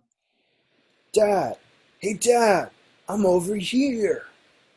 Bill and Ted look at each other, grin to a silent air guitar. And as Captain Williams leaves his desk and moves toward his son's voice, Ted? Bill and Ted quietly crawl past, sneaking into the next room, where they stop in front of Officer James, who looks up from his desk, recognizing Ted. Oh, hello? Ted, I'm sorry, but I can't let you back here. That's okay, Officer James. Oh, hey, how come there's a picture of Motley Crue in with your family portrait? Officer James looks at the photo of his desk, where, sure enough, between the family portrait and the glass frame is a photograph of the 4 snarling, devilish members of Motley Crue. Well, how did... And as Officer James tries to pry the unwanted photo out of the picture frame, Bill and Ted sneak past his desk. You got that? Of course I got that. It was my idea. Whoa. Watch it, dude. Bill points to an officer, Officer Ched, but Ted brushes it off. Oh, he's okay. He's my buddy. Hey, Ted. Hi, Officer Chad. The guys walk past him, and Ched goes back to his work. Remind me to do something nice for him. As Bill and Ted pass, Officer Ched opens the desk drawer and, much to his delight, pulls out a pudding cup and a spoon. Hey, a pudding cup. He smiles as he cracks it open. Meanwhile, Bill and Ted are now crawling toward the back room. Dude, check it out. Ted points to the side of the desk where the Wild Stallions insignia has been drawn. Under it is a note. Dear Bill and Ted, good luck on the report. Sincerely, Bill S. Preston, Esquire, and Ted Theodore Logan. That was nice of us. He looks closely at the note, noticing an end note. Whoa, look. P.S. Doc. The guys do, just in time to see Officer Logan walking past, eyes narrowed suspiciously. He continues on out of the room. The guys breath sigh of relief and check the coast. I think we're all clear. Let's go, dude. The guys hurry across the floor toward the cells where the historical figures mix in with bums, derelicts, and hookers all perk up when they see Bill and Ted grandly crossing toward them with the keys. Ted moves to the back window while Bill begins to open the cell doors. Meanwhile, in the front room, Captain Williams has finally spotted the jabbering tape recorder. Now that you're finally listening to me, Dad. Captain Williams furiously turns the recorder off. All of a sudden, it comes up again. There's something I want to tell you. Captain Williams spots a second tape recorder placed a couple feet away. I'm not a failure, Dad. I'm not ignorant. I'm not selfish. I'm not... Captain Williams reaches for the recorder. Dad, don't turn this off. I'm not done. What was this cut? But Williams turns the machine off. Ted's voice resumes yet again from a third tape recorder. I told you not to turn it off. Dad, listen. I'm gonna pass the test. We're gonna start our band. Williams, livid, turns and storms back into the station, holds on tape recorder, which continues running. Way to go, Ted. We stalled him. What else do I say? A beat. And now, opening for Iron Maiden, Wild Stallion. Stallions. Air guitar as the tape runs out. At the cells, the historical figures are now crowded by an open window. Is the ladder ready, Ted? There is no ladder. Don't tell me we forgot the ladder. Remember the ladder. Remember the ladder. Remember. Ted, it doesn't matter. If it's not there now, we're not going to do it, so you don't got to remember. I don't gotta remember? Excellent. Ted does air guitar, as Bill turns to the historical figures. Great people, as time is of the essence, I must ask that you all work together so we can get down to the car. Billy the Kid, please show the others how to make a human ladder. As Billy the Kid starts to climb out the window, we cut to Captain Williams striding through the station toward the back, where Bill is giving a boost to the final historical figure, Sigmund Freud, when Ted turns around and freezes, seeing, oh.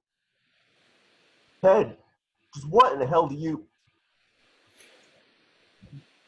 Bucket. Remember a bucket. Bucket? What are... Just then, a bucket drops down onto Williams' head with a clang. On the front of the bucket are the words, "Wild Stallions rules!" William staggers around, trying to remove the bucket from his head. Hollow curses ringing from within. Sorry, Dad, but we gotta get to our history report. About to leave, Ted turns back. Oh, I found your keys. And as Ted places Captain Williams' keys on the top of the bucket and turns toward the window, we cut to the school auditorium where Randolph, as Abe Lincoln, is just finishing his speech. The clock behind him reads 2:44. And so, in conclusion, I find that San Dimas is a nice place to visit, but I wouldn't want to live there. And enough smiles as the audience applauses. Mr. Ryan scratches Bill and Ted's names off of the sign-in sheet. He shakes his head and crosses to the front of the auditorium, where he gives a supportive nod to the gloating Randolph and steps up to the podium. Good report, Randolph. Good work, class. Since we're short one report, we'll be finishing a little early today. I hope this was as valuable and informative for all of you as it was for us.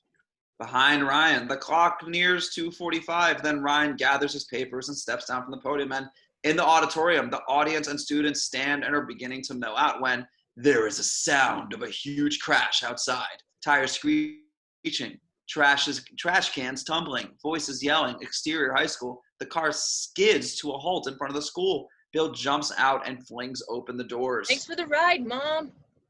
And as the excited historical figures begin to file out of and mingle around, Bill darts toward the auditorium. Ted joins the historical figures and begins organizing them like the first grade teacher. And we cut to interior auditorium. Students, parents, and faculty members look around. Then just as the clock hits 2:45, Bill bursts inside, out of breath.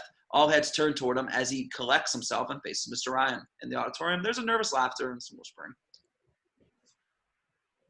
Mr. Ryan, we are ready with our report. Bill, I think you should go see the principal. Mr. Ryan, we have our report. Snickers from Randolph and Ox. People slowly start to sit, amused and curious. Okay, Bill, where is it? Bill clears his throat and gestures grandly toward the door. My distinguished colleague, Ted Theodore Logan, will now bring in the report.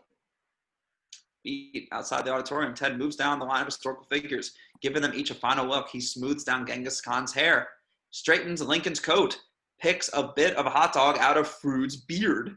Freud whispers something to Ted.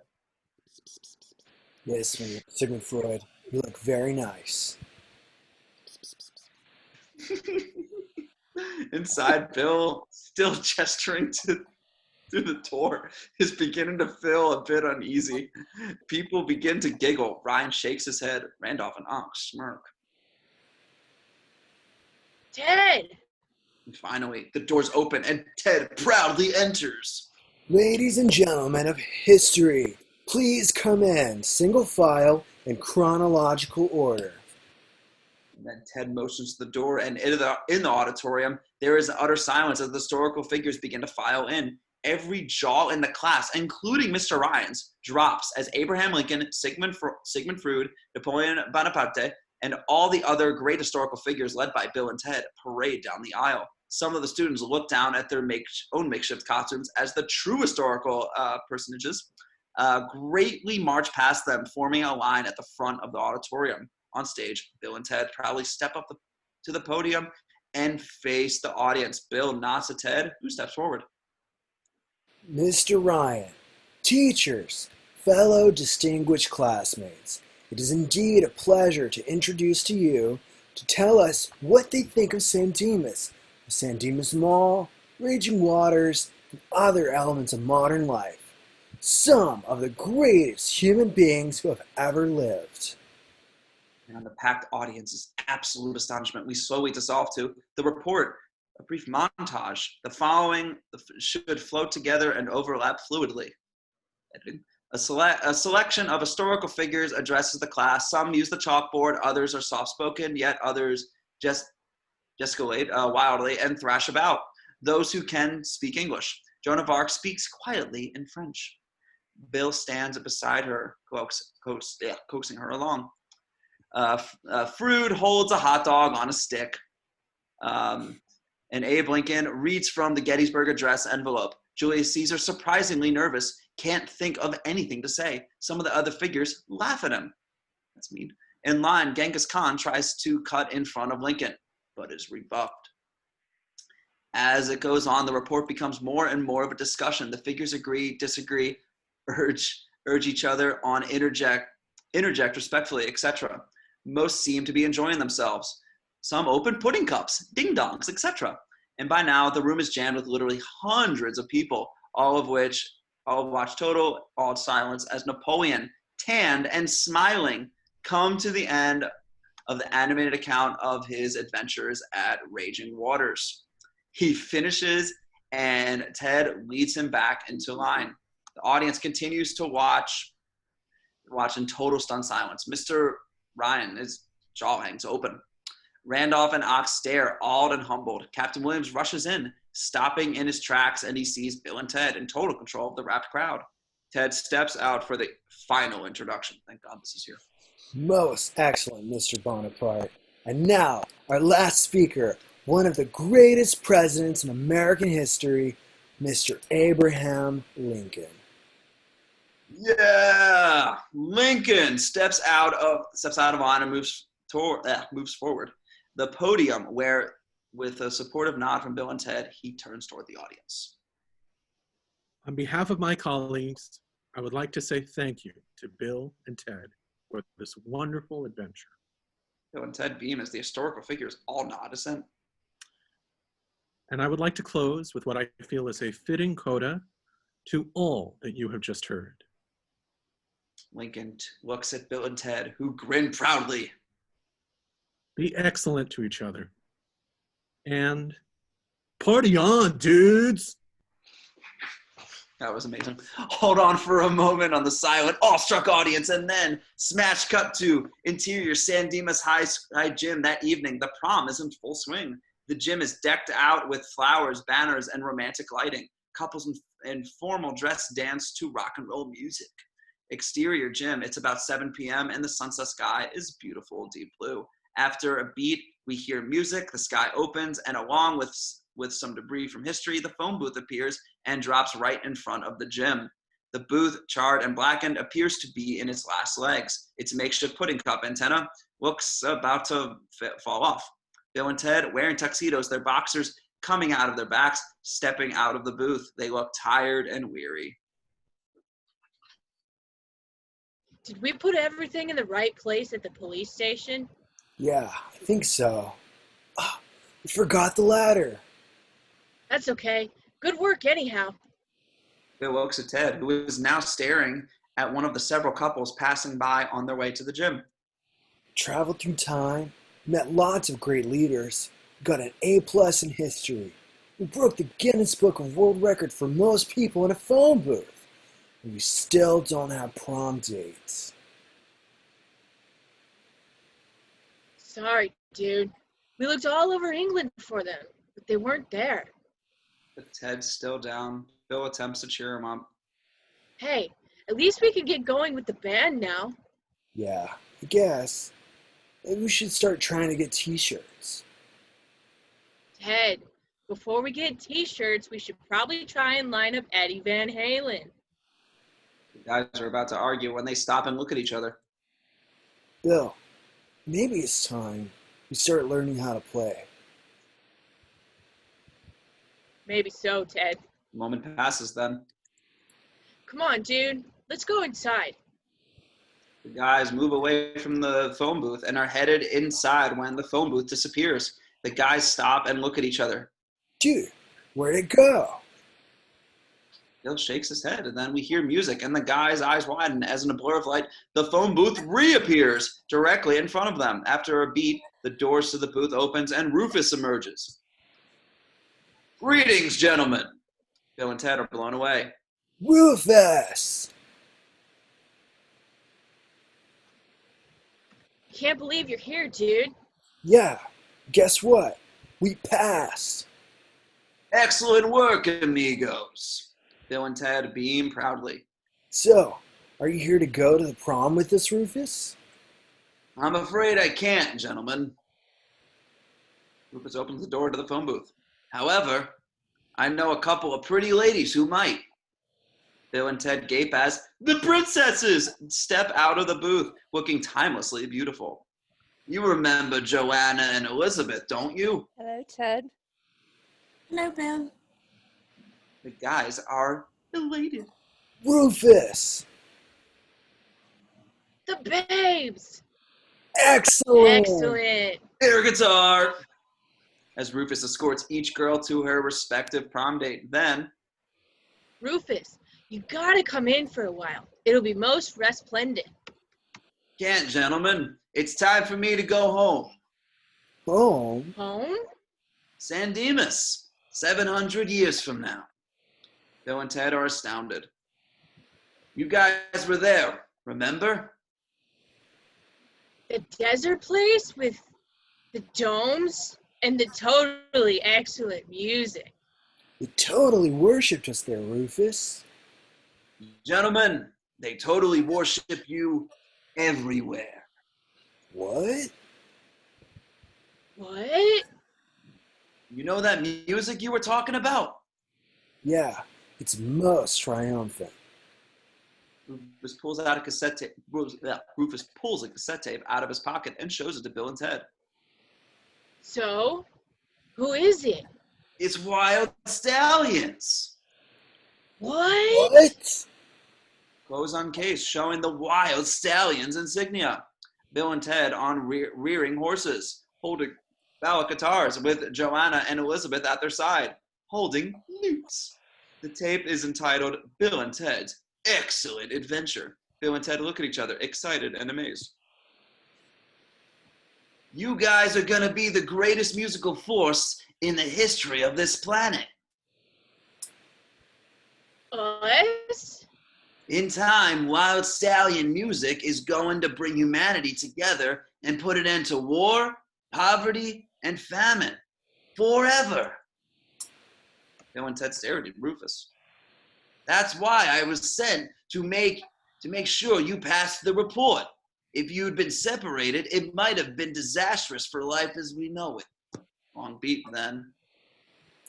Excellent! Air guitar. Then, gentlemen, it's time for me to depart. The guys look at Rufus. Well, so long, Rufus. Thanks for everything. Yeah, thanks, Rufus. Bill and Ted move to hug Rufus, look at each other, then they hug him anyway. We'll never forget you, dude. Yeah, never. Be excellent to each other and party on, dudes. Another angle. Rufus enters the phone booth, closes the door, and dials. Then he smiles, winks, and in a glorious burst of light, color, and music, Rufus is gone. We hold on to two happy, waving couples. Then Bill and Ted escort the princesses toward the door. Exterior gym. While the girls head inside, Bill and Ted stop in the doorway, look at each other, and smile. Bill, my friend? Yes, Ted, my friend? This has been a most excellent adventure. Bill and Ted raise their right arms aloft, and as they clasp their hands together in undying friendship, we freeze frame and dissolve to interior great dome, close on Rufus. We hear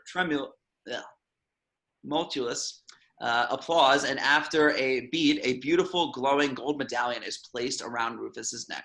Wild Stallion music pounds as Rufus nods and smiles, and we pan past the phone booth and up to the two portraits. It's clear now that these are Bill and Ted wearing their black Wild Stallions t-shirts. We also see the quotes under the portraits. Be excellent to each other and party on, dudes. And as we hold on to the two portraits with the quotes underneath, we freeze frame, air guitar, and a soundtrack music fade out. The end.